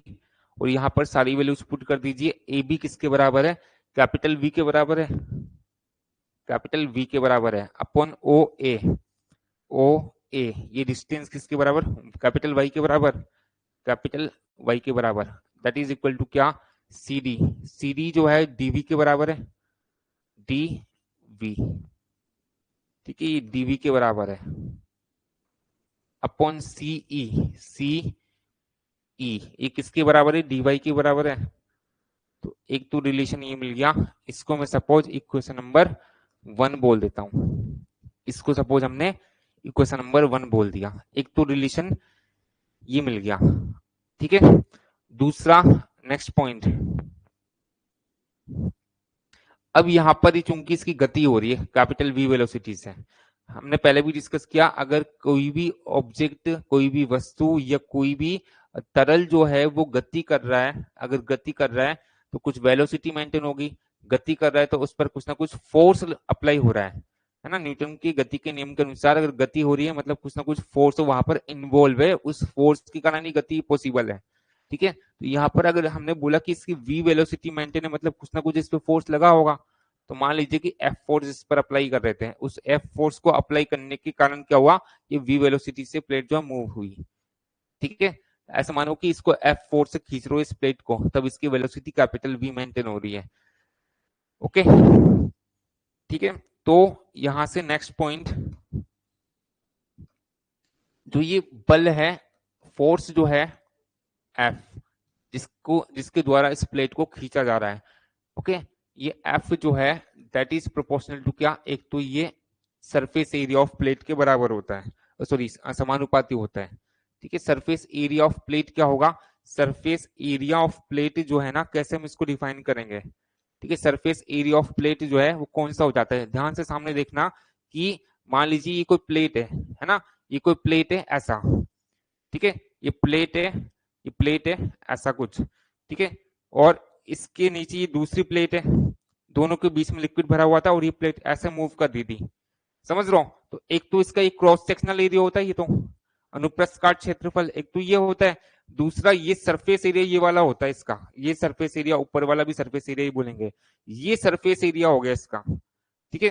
तो लिक्विड जो होगा ना वो तो सरफेस एरिया के कांटेक्ट में होगा ना, अगर ये प्लेट है, ये दूसरी प्लेट है, दोनों के बीच में लिक्विड भरा हुआ है, तो यहाँ पे कौन सा एरिया इन्वॉल्व होगा, इस प्लेट का ये वाला एरिया इन्वॉल्व होगा जो कि सरफेस एरिया होगा, यहाँ पर क्रॉस सेक्शनल एरिया का तो कोई रोल ही नहीं है, समझ लो।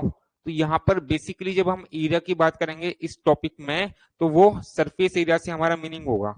आई होप कि ये चीजें क्लियर होगी, ठीक है। यहाँ पर सरफेस एरिया की ही सिग्निफिकेंस है ना। तो जैसे जैसे सरफेस एरिया बढ़ता है तो ये फोर्स भी हमें बढ़ाना पड़ेगा, क्योंकि आप सोचो कि ये सरफेस एरिया बढ़ा दिया, ये सरफेस एरिया बढ़ा दे तो इसके कांटेक्ट में ज्यादा लिक्विड होगा, तो ज्यादा लिक्विड अगर इसके कांटेक्ट में होगा तो इसी गति का ज्यादा प्रतिरोध उत्पन्न करेगा। समझ लो, गति का ज्यादा प्रतिरोध उत्पन्न करेगा तो गति कराने के लिए ज्यादा फोर्स की हमें रिक्वायरमेंट होगी। तो सरफेस एरिया जो है ना वो फोर्स के प्रोपोर्शनल होता है। जैसे जैसे सरफेस एरिया बढ़ेगा तो हमें फोर्स भी बढ़ाना पड़ेगा, अगर हम same velocity capital V maintain करना चाहते हैं। एक तो ये पॉइंट बोल सकते हैं। दूसरा, जो फोर्स है वो वेलोसिटी के भी प्रोपोर्शनल होता है। जितना ज्यादा फोर्स बढ़ाओगे उतना तेजी से प्लेट मूव करेगी, मतलब वेलोसिटी बढ़ेगी, तो मतलब F is proportional to V। ठीक है। और एक और डिपेंडेंसी हम बोल सकते हैं F जो है that is inversely proportional to Y। Y क्या था? Y क्या था? दोनों प्लेट्स के बीच का गैप था। जितना ज्यादा ये गैप होगा तो वो रेजिस्टेंस जो है ना वो कम कम होता जाता है। ठीक है। जैसे जैसे जैसे गैप बढ़ाओगे ना उस केस में ये फोर्स जो रिक्वायर्ड होगा इस प्लेट को कैपिटल V वेलोसिटी से मूव करने के लिए उसका मान कम होगा। तो ये तीन डिपेंडेंसी जो है वो हमने बोल दी। सरफेस एरिया के समानुपाती होता है फोर्स, वेलोसिटी के समानुपाती होता है, और जो गैप होता है दोनों प्लेट्स के बीच में उसके व्युत्क्रमानुपाती ये होता है। तीनों को एक साथ हम बोल सकते हैं F इज प्रोपोर्शनल टू क्या? A V upon Y। इस तरीके से हम बोल सकते हैं। ओके, इस तरीके से हम तीनों को एक साथ कंबाइन करके बोल सकते हैं। और यहां से फोर्स अपॉन एरिया, एरिया को हम इधर लेकर आ रहा हूं, force upon area is proportional to capital V upon Y, ऐसा हम बोल सकते हैं। ओके, इस तरीके से इसको हम बोल सकते हैं।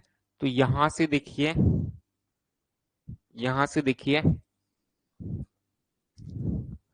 फोर्स अपॉन एरिया ये होती है शियर स्ट्रेस। ठीक है, इसको टाउ से डिनोट करेंगे। ठीक है, शियर स्ट्रेस अपरूपण या कर्तन कर्तन प्रतिबल। सोम में भी पढ़ लोगे, इस तरीके से इसको डिफाइन करते हैं। शियर स्ट्रेस नहीं पता हो तो डायरेक्टली याद रखना, कोई दिक्कत नहीं है ना। शियर स्ट्रेस टाउ ये हो जाती है force upon area is proportional to V upon Y। Okay, यहाँ पे मेंशन कर देता हूं कि जो शियर स्ट्रेस है वो फोर्स अपॉन एरिया के बराबर होती है। ओके, और V अपॉन Y को अभी हमने प्रूव किया किसके बराबर? dV अपॉन dy के बराबर। तो इक्वेशन 1 से ये भी हम बोल सकते हैं ना। ओके, तो इक्वेशन 1 से बोल सकते हैं समीकरण समीकरण 1 से V अपॉन Y जो है that is equal to dV upon dy बोल सकते हैं। तो यहां पर पुट कर दीजिए ये, तो यहां से अल्टीमेटली रिलेशन निकल कर आता है टाउ इज प्रोपोर्शनल टू क्या? dV upon dy। ओके, और समानुपाती का चिन्ह हटाने पर क्या होता है? एक कांस्टेंट हमें ऐड करना होता है। तो ये समानुपाती का चिन्ह मैं हटा रहा हूं, तो यहां से टाउ इक्वल टू क्या? Some constant into dV upon dy। ये बहुत इंपॉर्टेंट रिलेशन है। ठीक है, ये बहुत ही ज्यादा इंपॉर्टेंट रिलेशन है। इस पर बहुत बार क्वेश्चंस आपसे पूछे जाते हैं, है ना। ये जो समानुपाती नियतांक हमने लगाया, जब समानु ये प्रोपोर्शनल वाला साइन हटाते हैं ना तो कोई ना कोई कांस्टेंट यहाँ पे ऐड करना होता है। तो यहाँ पर बेसिकली इस इक्वेशन में ये म्यू क्या है? ये कोई समानुपाती नियतांक है जिसको एक्चुअली में विस्कोसिटी या डायनेमिक विस्कोसिटी बोल दिया जाता है। ठीक है, तो अभी नोटेशन मैं सारे मेंशन कर दूंगा। ठीक है, ये सारे नोटेशन जो है यहाँ मेंशन कर ही देते पहले। तो यहाँ पर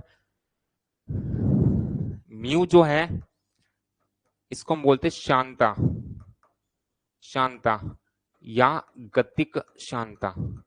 समानुपाती नियतांक है जिसको एक्चुअली में बोला जाता है शांता या गतिक शांता। ओके, और क्या पैरामीटर यूज किया हमने?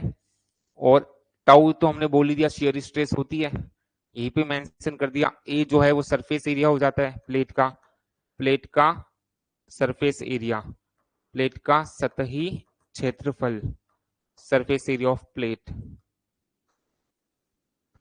ठीक है, कैपिटल V जो है वो वेलोसिटी ऑफ प्लेट हो जाता है, कैपिटल V प्लेट का वेग हो जाता है, वेलोसिटी ऑफ प्लेट।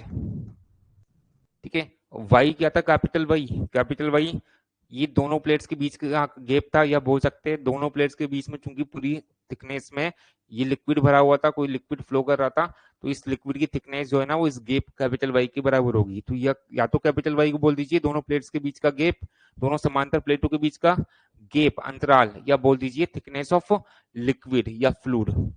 ठीक है, उसकी थिकनेस एक ही बात होगी, दोनों बराबर हो गए इस केस में। तो कैपिटल वाई जो है या तो इसको हम बोलेंगे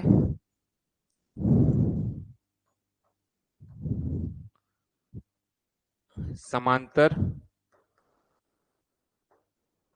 प्लेटों के मध्य अंतराल, या इसको बोल सकते हैं तरल की थिकनेस, मोटाई, दोनों बराबर ही है इस केस में। ओके, तो ये सारे नोटेशंस की हमने बात कर ली।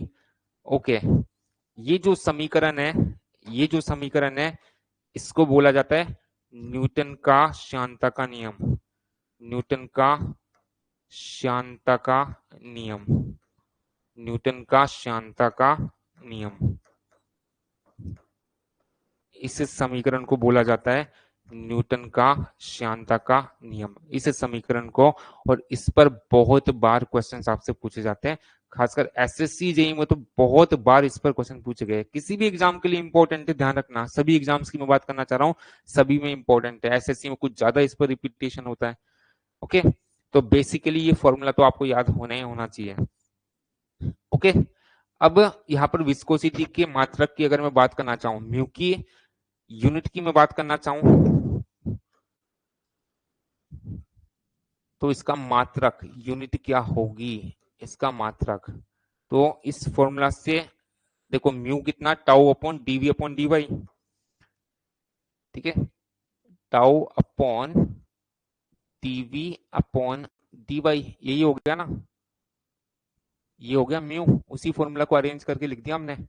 ओके, यहां से मात्रक निकाल लो, तो यहां पर देखो मात्रक अगर देखना चाहे तो यहां से देखो टाउ तो शियर स्ट्रेस होती है ना, और टाउ क्या था, टाउ क्या था, फोर्स अपॉन एरिया।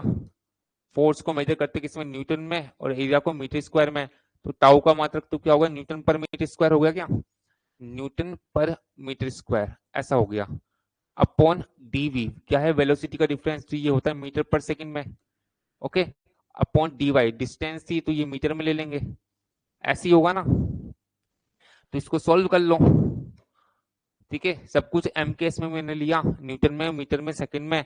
तो एम के एस मात्रक की पहले हम बात करना चाह रहे हैं, तो एम के एस मात्रक जो है ना उसकी पहले हम बात करना चाह रहे हैं, है ना, पहले एम के एस मात्रक की बात करना चाह रहे हैं, ये पे लिख देता हूँ, एम के एस मात्रक की बात करना चाह रहे हैं।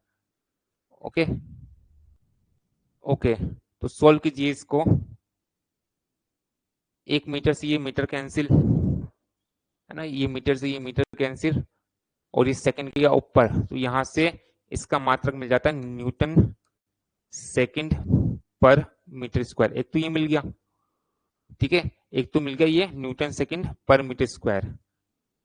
ठीक है, ये मिल गया न्यूटन सेकंड पर मीटर स्क्वायर, न्यूटन सेकंड पर मीटर स्क्वायर, ये मात्रक बहुत इंपॉर्टेंट है, इस पर क्वेश्चंस पूछे जाते हैं। ठीक है, इसको रीअरेंज करके लिखता हूँ, न्यूटन सेकंड पर मीटर स्क्वायर। और सोल्व करें इसे, न्यूटन क्या होता है, फोर्स होता है, फोर्स होता है ना। ठीक है, या इसको सोल्व करना चाहे तो फोर्स जो है, फोर्स होता है एम इंटू है, बेसिक डेफिनेशन पड़ी होगी, है ना, फोर्स मतलब न्यूटन, मास मतलब केजी, एक्सेलरेशन मतलब त्वरण जो होता है मीटर पर सेकंड स्क्वायर। तो यहां से न्यूटन को मैं किलोग्राम इंटू मीटर पर सेकंड स्क्वायर बोल सकता हूँ ना, न्यूटन की जगह किलोग्राम इंटू मीटर पर सेकंड स्क्वायर बोल सकता हूँ, तो किलोग्राम इंटू मीटर पर सेकंड स्क्वायर। ठीक है, ये पुट कर दिया मैंने, एक सेकंड पहले से था, अपॉन मीटर स्क्वायर ऐसा। ठीक है, तो एक मीटर से एक मीटर ये कैंसिल, एक सेकंड से ये एक सेकंड कैंसिल, तो यहां से इसको सॉल्व करने पर क्या मिलता है, किलोग्राम अपॉन ये मीटर तो बचा एक, और एक सेकंड नीचे और बचा, तो किलोग्राम अपॉन मीटर सेकंड, ये भी एम के यूनिट हो जाती है ना, इसी को सोल्व करके लिखा है। ठीक है, ये ऐसे बोल दो, या kilogram kilogram upon metre into second भी बोल सकते हैं इसको। ओके, दूसरा यहां पर ये जो टर्म है ना न्यूटन पर मीटर स्क्वायर, न्यूटन पर मीटर स्क्वायर को ही पास्कल भी बोलते हैं, इसको पास्कल भी तो बोलते हैं। ठीक है, तो इसको बोल सकते हैं न्यूटन पर मीटर स्क्वायर को पास्कल बोल दिया। पास्कल इंटू क्या था ये सेकंड, ये भी एम के यूनिटी है और तीनों आपस में बराबर होगा। या तो बोल दो न्यूटन सेकंड पर मीटर स्क्वायर, या बोल दो केजी अपॉन मीटर सेकंड, या इसको बोल दो पास्कल इंटू सेकंड। ठीक है, तीनों एम के यूनिटी है, मतलब तीनों आपस में बराबर भी होगी, तीनों आपस में बराबर भी होगी। तो ये तो एम के यूनिट की बात की है ना, ये तो एम के यूनिट की बात की, लेकिन इसकी सीजीएस यूनिट जो है ना बहुत इंपॉर्टेंट है। सीजीएस यूनिट पर बहुत बार रिपीटेटिवली क्वेश्चंस आपसे पूछे जाते हैं। ओके, सो अब देखेंगे हम इसका सीजीएस मात्रक।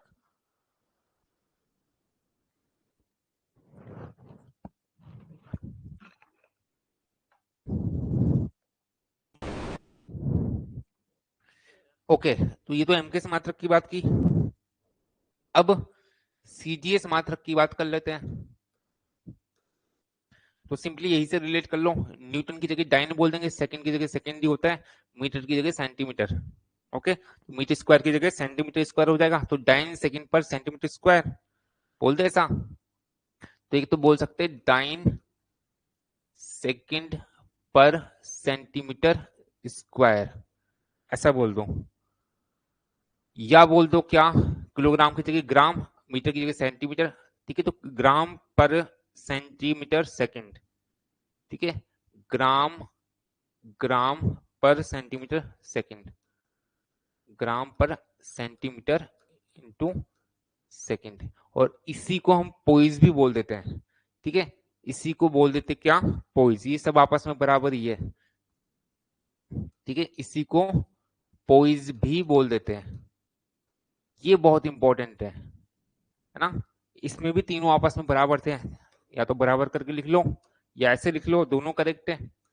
पता तो होना चाहिए बराबर है, तो इसमें बराबर लगा देता हूँ। ये तो एमकेएस यूनिट्स की बात की, और ये सीजीएस यूनिट हो जाती है। इसमें ये जो पोइज वाला है ना, ये आपसे बार बार पूछा जाता है ना। ये पोइज वाला जो है that is most important, 3 star लगा लेना इसको, सीधा सीधा पूछते हैं। ठीक है, तो आपको पता होना चाहिए पोइज किसका मात्रक होता है, डायनेमिक विस्कोसिटी का सीजीएस मात्रक होता ही है ना। डायनेमिक विस्कोसिटी का ये सीजीएस मात्रक होता है, और इस पर कई बार आपसे न्यूमेरिकल्स भी पूछ लिए जाते हैं। ओके, इस पर आपसे न्यूमेरिकल्स भी पूछ लिए जाते हैं।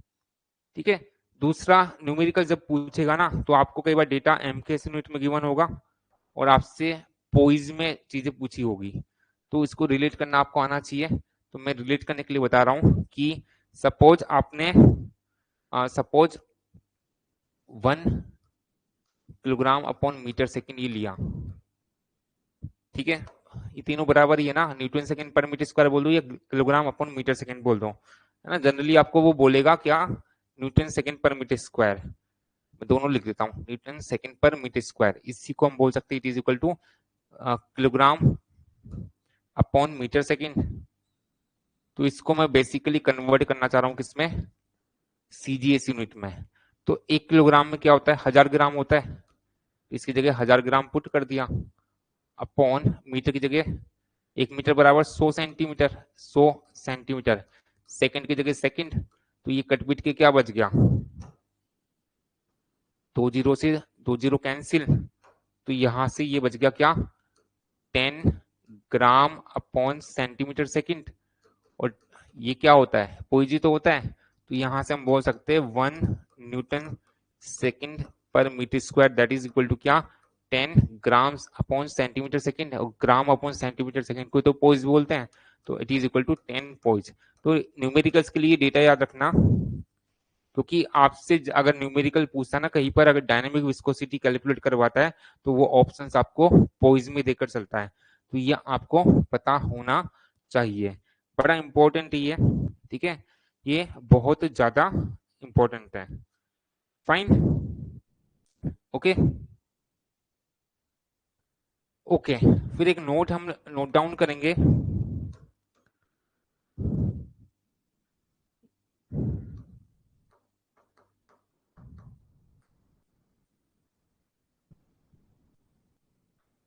ओके, अब देखो ये रिलेशन था हमारा, बेसिक रिलेशन क्या था, tau equal to mu DV upon D Y.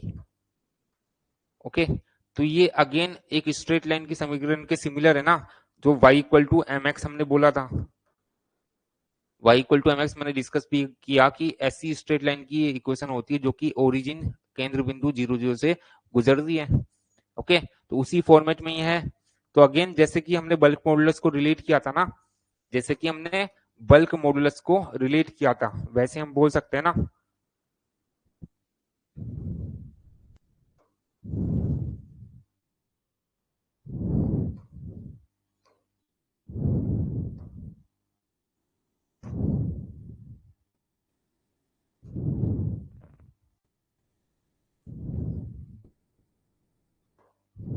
ये केंद्र केंद्र बिंदु 0 0 था, ठीक है, और ये y की जगह यहाँ पर आ गया टाउ, और x की जगह dv अपॉन dy। तो जैसे बल्क मॉडुलस के लिए हमने बोला था m की जगह म्यू आ गया, m क्या होता था, इसकी ढाल होती थी, इस लाइन की ढाल होती थी। ओके, तो हम बोल सकते हैं सिमिलर वे में कि यहाँ पर अगर हम टाउ मतलब शियर स्ट्रेस और dv अपॉन dy इनके बीच में कर्व प्लॉट करें ना, इनके बीच में कर्व प्लॉट करें, तो उस कर्व की जो ढाल होती है ना वो किसके बराबर होती है, विस्कोसिटी म्यू के बराबर होती है, या डायनेमिक विस्कोसिटी म्यू के बराबर होती है। तो ये पॉइंट में मैं लिख देता हूं, अर्थात अर्थात tau versus DV upon D Y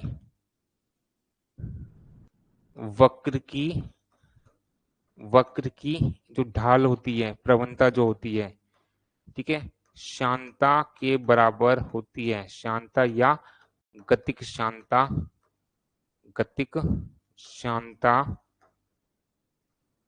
के बराबर होती है, के बराबर होती है, इसके बराबर होती है। ओके, तो एक पॉइंट ये भी बन जाता है। इस तरीके से रिलेट करके कई बार आपसे क्वेश्चंस पूछ लेते हैं।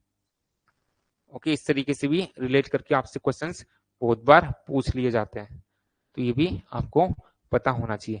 शायद मैंने नोटेशन में डीवी अपॉन डीवाई नहीं बताया है ना, शायद ये रह गया, तो इसको भी मेंशन कर देते हैं। ए बता दिया वी वाई, अच्छा डीवी अपॉन डीवाई रह गया, कोई बात नहीं, अब लिख देंगे।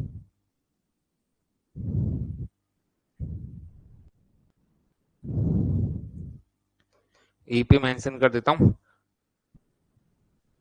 डीवी अपॉन डीवाई, ठीक है, यहाँ पे भी मेंशन कर देता हूँ डीवी अपॉन डीवाई जो है ना, इसको हम बोलते क्या, वेग प्रवणता।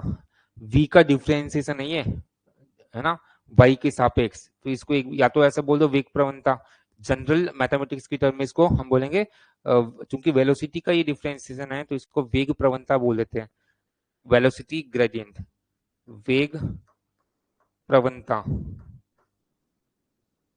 ठीक है, वेलोसिटी ग्रेडियंट इसको बोला जा सकता है, वेलोसिटी ग्रेडियंट।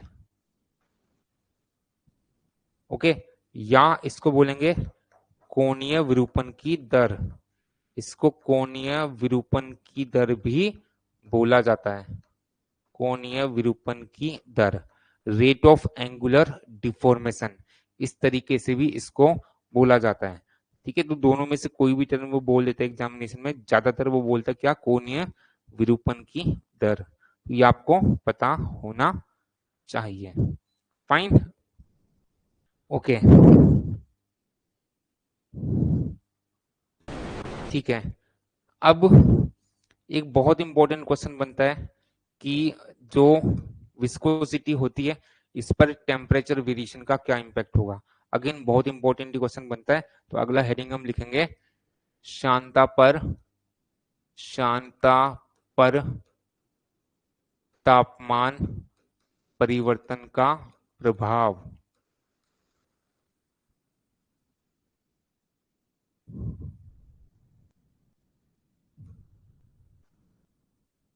शांता पर तापमान परिवर्तन का प्रभाव। तो सबसे पहले मैं बात करना चाह रहा हूं जो लिक्विड्स होते हैं। ओके, सबसे पहले मैं बात करना चाह रहा हूं द्रवों के लिए। एक्चुअली में क्या होता है कि टेम्परेचर वेरी करोगे ना, तापमान परिवर्तित करोगे तो द्रवों के लिए अलग तरह का इफेक्ट होगा शांता पर, और गैसेज के लिए अलग होगा। तो इसलिए दोनों को अलग अलग हमें समझना पड़ेगा, अलग अलग पढ़ना पड़ेगा। तो हम सबसे पहले लिक्विड्स की विस्कोसिटी पर टेम्परेचर वेरिएशन का इफेक्ट देखना चाह रहे हैं।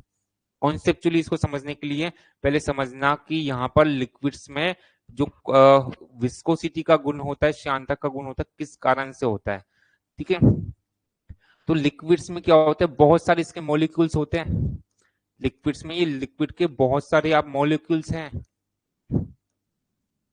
ठीक है, और जब ये मॉलिक्यूल्स होंगे तो इनके बीच में आपस में कुछ आकर्षण बल भी होता है, अगर आपने पढ़ा हो तो, है ना। लिक्विड के जो मॉलिक्यूल्स है, एक मॉलिक्यूल ये, दूसरा मॉलिक्यूल ये, इनके बीच में एक अट्रैक्शन फोर्स होता है, आकर्षण बल होता है, जिसको हम बोलते हैं ससंजन। ससंजन इसको बोला जाता है, इंग्लिश में कोहेजन बोलते हैं। ओके, तो अब क्या होगा, ध्यान से बोर्ड पर देखना कि एक लेयर तो लिक्विड की ये थी, है ना। थोड़ा बड़ा बना देता हूं मैं इसको, ज्यादा बेटर होगा समझाने की मैं। ठीक है, मैं इसको प्रॉपर जो है थोड़ा सा बड़ा बना देता हूं। ठीक है, तो एक लिक्विड का मॉलिक्यूल ये हो गया, दूसरा ये हो गया, ठीक है, तीसरा ये हो गया, एंड सो ऑन।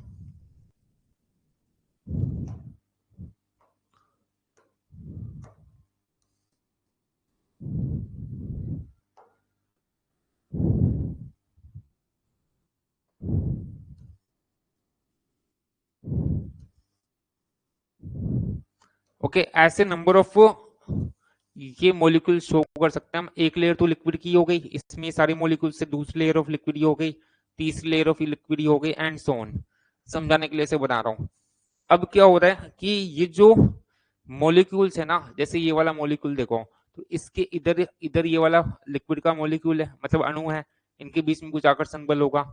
इधर वाले मॉलिक्यूल के साथ भी इसका कुछ आकर्षण बल होगा, इधर नीचे वाले मॉलिक्यूल के साथ भी इसका आकर्षण बल होगा। अब आप सोचो, इसको बोर्ड पे देखना कि एक तो ये लिक्विड की लेयर हो गई, ये दूसरी लेयर ऑफ लिक्विड हो गई। ठीक है, जब ये लिक्विड इस तरीके से इधर मूव कर रहा है तो एक लेयर पर दूसरी लेयर जो है ना वो फिसल रही है, मूव कर रही है। डिस्कस किया था हमने हमने विस्कोसिटी को कैसे डिफाइन किया था कि एक लेयर ऑफ लिक्विड पर जो दूसरी लेयर ऑफ लिक्विड मूव करते हैं ना, उस मूव करने का जो प्रतिरोध होता है, गति का जो प्रतिरोध होता है, उसी को हम श्यानता बोलते हैं। ऐसे डिफाइन किया। तो एक्चुअली में क्या होगा कि अगर ये वाली जो लेयर है इसके मॉलिक्यूल्स का इस वाली लेयर के मॉलिक्यूल्स के साथ जो अट्रैक्शन फोर्स है अगर वो ज्यादा हुआ, मतलब कोहेजन ज्यादा हुआ, तो ये इसका फिसलना थोड़ा ज्यादा मुश्किल होगा। मतलब जो फिसलने का प्रतिरोध जो है ना वो ज्यादा होगा। अगर ये अट्रैक्शन फोर्स ज्यादा है तो गति का जो प्रतिरोध है वो ज्यादा होगा, क्योंकि अट्रैक्शन ज्यादा है। ठीक है, इनके बीच में अट्रैक्शन ज्यादा है तो फिर ये इजीली इसको मूव नहीं करने देगा। मतलब वो रेजिस्टेंस टू फ्लो ज्यादा हो गया, प्रवाह का प्रतिरोध ज्यादा हो गया, और उस प्रवाह के प्रतिरोध को हमने विस्कोसिटी बोला था। ठीक है, तो विस्कोसिटी ज्यादा हो गई, समझ रहा हूं। तो हमें ये समझ में आता है कि एक्चुअली में यहाँ पर जो प्रवाह का प्रतिरोध मिल रहा है ना लिक्विड्स के केस में, वो किस कारण से मिल रहा है, ये लेयर्स के बीच में या जो अलग अलग जो अणु है लिक्विड के, इनके बीच में जो कोहेजन होता है, अट्रैक्शन फोर्स होता है, उस कारण से यहाँ पर ये विस्कोसिटी होती है। क्लियर है? ठीक है, तो पहला पॉइंट तो ये,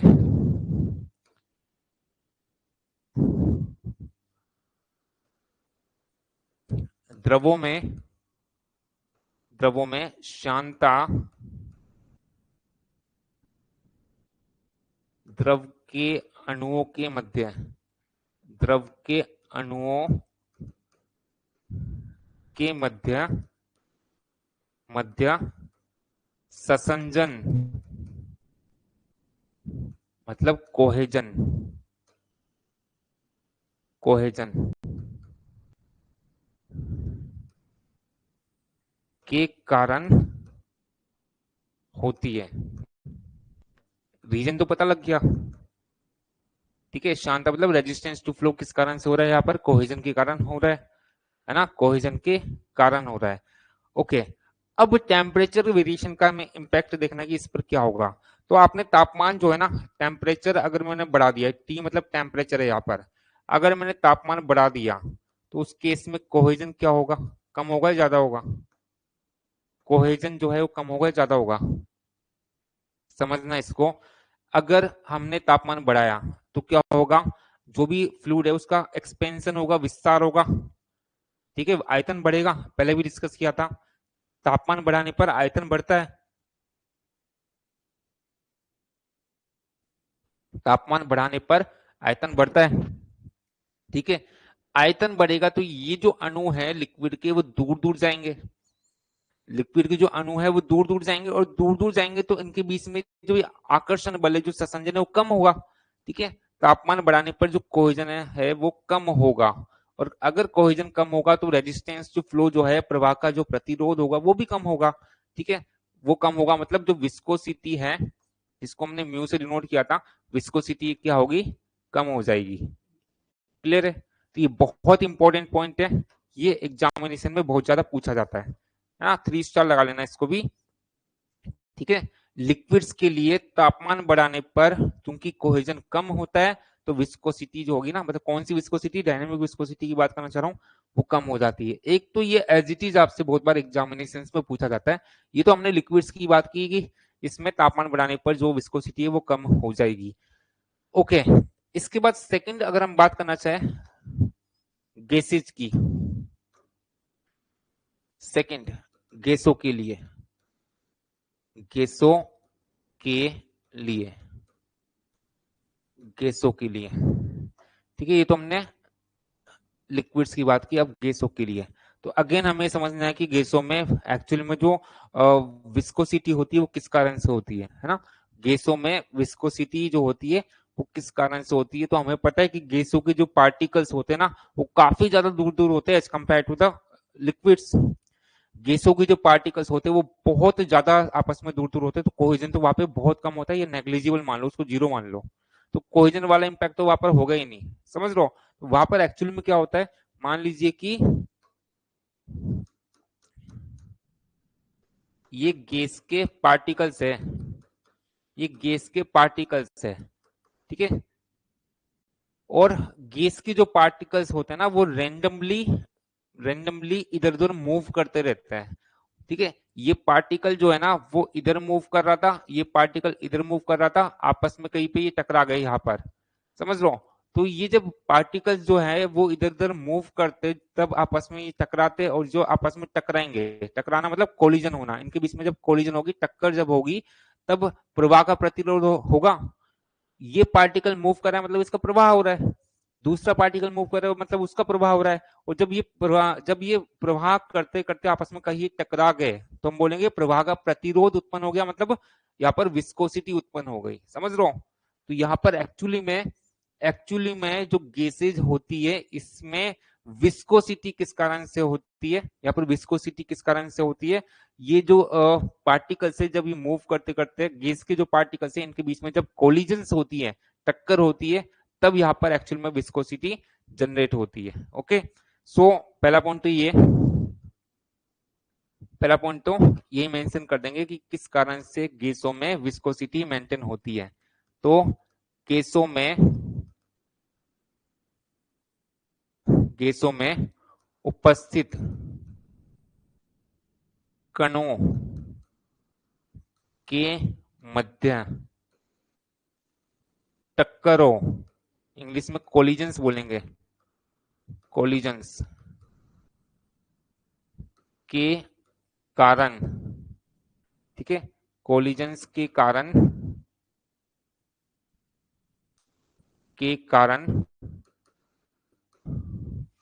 विस्कोसिटी उत्पन्न होती है, श्यानता उत्पन्न होती है, उत्पन्न होती है, विस्कोसिटी उत्पन्न होती है। ओके, अब हमें टेम्परेचर वेरिएशन का इंपैक्ट देखना है। तो अगर मैं टेम्परेचर बढ़ा दूं, टी मतलब टेम्परेचर, इसको बढ़ा दिया तो अब क्या होगा, जैसे ही तापमान अगर हम बढ़ाएंगे तो जो गैस के पार्टिकल्स है उनको एनर्जी मिल जाएगी, उनको एनर्जी मिल जाएगी क्योंकि तापमान बढ़ा रहे हैं, है ना, वो हीट मिल जाएगी, एनर्जी मिल जाएगी। और जब एनर्जी मिलेगी पार्टिकल्स को तो वो ज्यादा तेजी से मूव करेंगे, है ना, वो ज्यादा तेजी से मूव करेंगे तो जल्दी जल्दी आपस में उनमें टक्कर होगी। टक्कर होगी मतलब रेजिस्टेंस टू फ्लो, प्रवाह का प्रतिरोध उत्पन्न हो रहा है, मतलब शांत उत्पन्न हो रही है। प्रवाह के प्रतिरोध को तो हमने शांता बोला था। ओके, तो तापमान बढ़ाने पर क्या होगा, टक्करों की संख्या बढ़ेगी, टक्करों की संख्या जो है वो बढ़ जाएगी। ठीक है, ये बढ़ जाएगी, मतलब शांता जो है, विस्कोसिटी जो है वो बढ़ जाएगी। तो अब यहां से निष्कर्ष निकाल सकते हैं हम कि ये भी इंपॉर्टेंट है। ठीक है, यहाँ पे से हम निष्कर्ष निकाल सकते हैं कि गैसों के केस में तापमान बढ़ाने पर चूंकि टक्करों की संख्या बढ़ जाती है, इसलिए इसमें जो विस्कोसिटी या डायनेमिक विस्कोसिटी होगी वो बढ़ जाएगी। जबकि जबकि लिक्विड्स के केस में तापमान बढ़ाने पर डायनेमिक विस्कोसिटी कम हो जाती है। ये दोनों पॉइंट्स आप स्ट्रेट याद रखना, बहुत इंपॉर्टेंट है, खासकर लिक्विड वाला जो है ना आपसे पूछा जाता है बहुत बार। ये तो हमने बात की किसकी, तापमान परिवर्तन का क्या प्रभाव होगा विस्कोसिटी पर। एक और क्वेश्चन बनता है कि लिक्विड्स जो होते हैं उन पर प्रेशर चेंज का क्या इम्पैक्ट होगा, उनकी विस्कोसिटी पर प्रेशर वेरिएशन का क्या इम्पैक्ट होगा। तो हम ये मान के चलते हैं, देखो जो फ्लूइड मैकेनिक्स में जितना भी एनालिसिस हम करके चलते हैं ना, उसमें ये मानते हैं कि जो लिक्विड्स है वो इनकम्प्रेसिबल है। इनकम्प्रेसिबल है मतलब उनका आयतन चेंज नहीं होता, असंपीड्य है मतलब उसका आयतन चेंज नहीं होता। इनकम्प्रेसिबल अगर होगा तो आयतन चेंज नहीं होगा, ये हमें मान के चलना है। तो आयतन चेंज नहीं होगा तो प्रेशर का मतलब इम्पैक्ट ही नहीं हुआ, तो प्रेशर का इम्पैक्ट जो है ना वो नेग्लिजिबल हो जाएगा यहाँ पर, है ना। तो एक पॉइंट नोट में हम बोल सकते हैं, नोट में हम बोल सकते हैं, नोट में लिख लेंगे एक पॉइंट,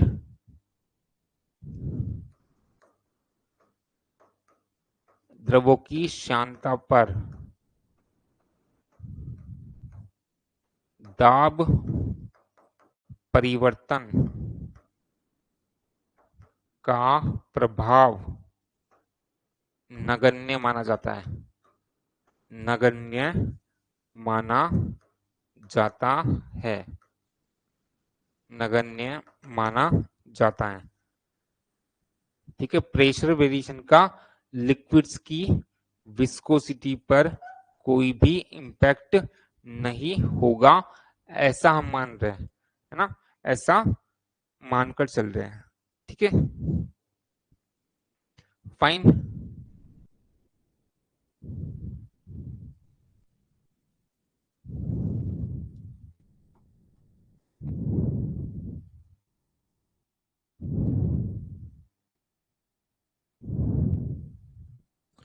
ओके, फिर एक और पॉइंट नोट में ही बोल सकते हैं, नेक्स्ट पॉइंट नोट में ही, अगर फ्लूइड जो है ना, किसी एग्जाम में पूछा था, अगर फ्लूइड रुका हुआ है तो उसमें शियर स्ट्रेस कितनी होगी, जीरो होगी। अगर फ्लूइड रुका हुआ है तो शियर स्ट्रेस क्या होगी, जीरो होगी। शियर स्ट्रेस क्या होती है, फोर्स अपॉन एरिया। तो रुका हुआ है तो फोर्स जीरो, वेलोसिटी जीरो। ठीक है, वेलोसिटी जीरो तो फोर्स भी जीरो, तो शियर स्ट्रेस जीरो। तो अगर फ्लूइड जो है ना वो विश्राम की अवस्था में तो शियर स्ट्रेस जीरो हम मान सकते हैं। कई बार इसी को तो अपोजिट वे में पूछता है, कैसे, एक तो हमने बोला कि अगर फ्लूइड रुका हुआ है विश्राम की अवस्था में तो उस पर उसकी शियर स्ट्रेस जीरो, या उल्टा भी बोल सकते हैं, कैसे, कि अगर कोई फ्लूइड गतिशील है इट मीन उस पर कुछ ना कुछ शियर स्ट्रेस कार्यरत होगी, वो जीरो नहीं होगी। फिर दोनों तरीके से एग्जाम में पूछा जाता है, तो नोट में ये पॉइंट्स भी लिख लेंगे। तो नोट में अगला पॉइंट, यदि यदि कोई फ्लूइड तरल विश्राम की अवस्था में, विश्राम, रेस्ट,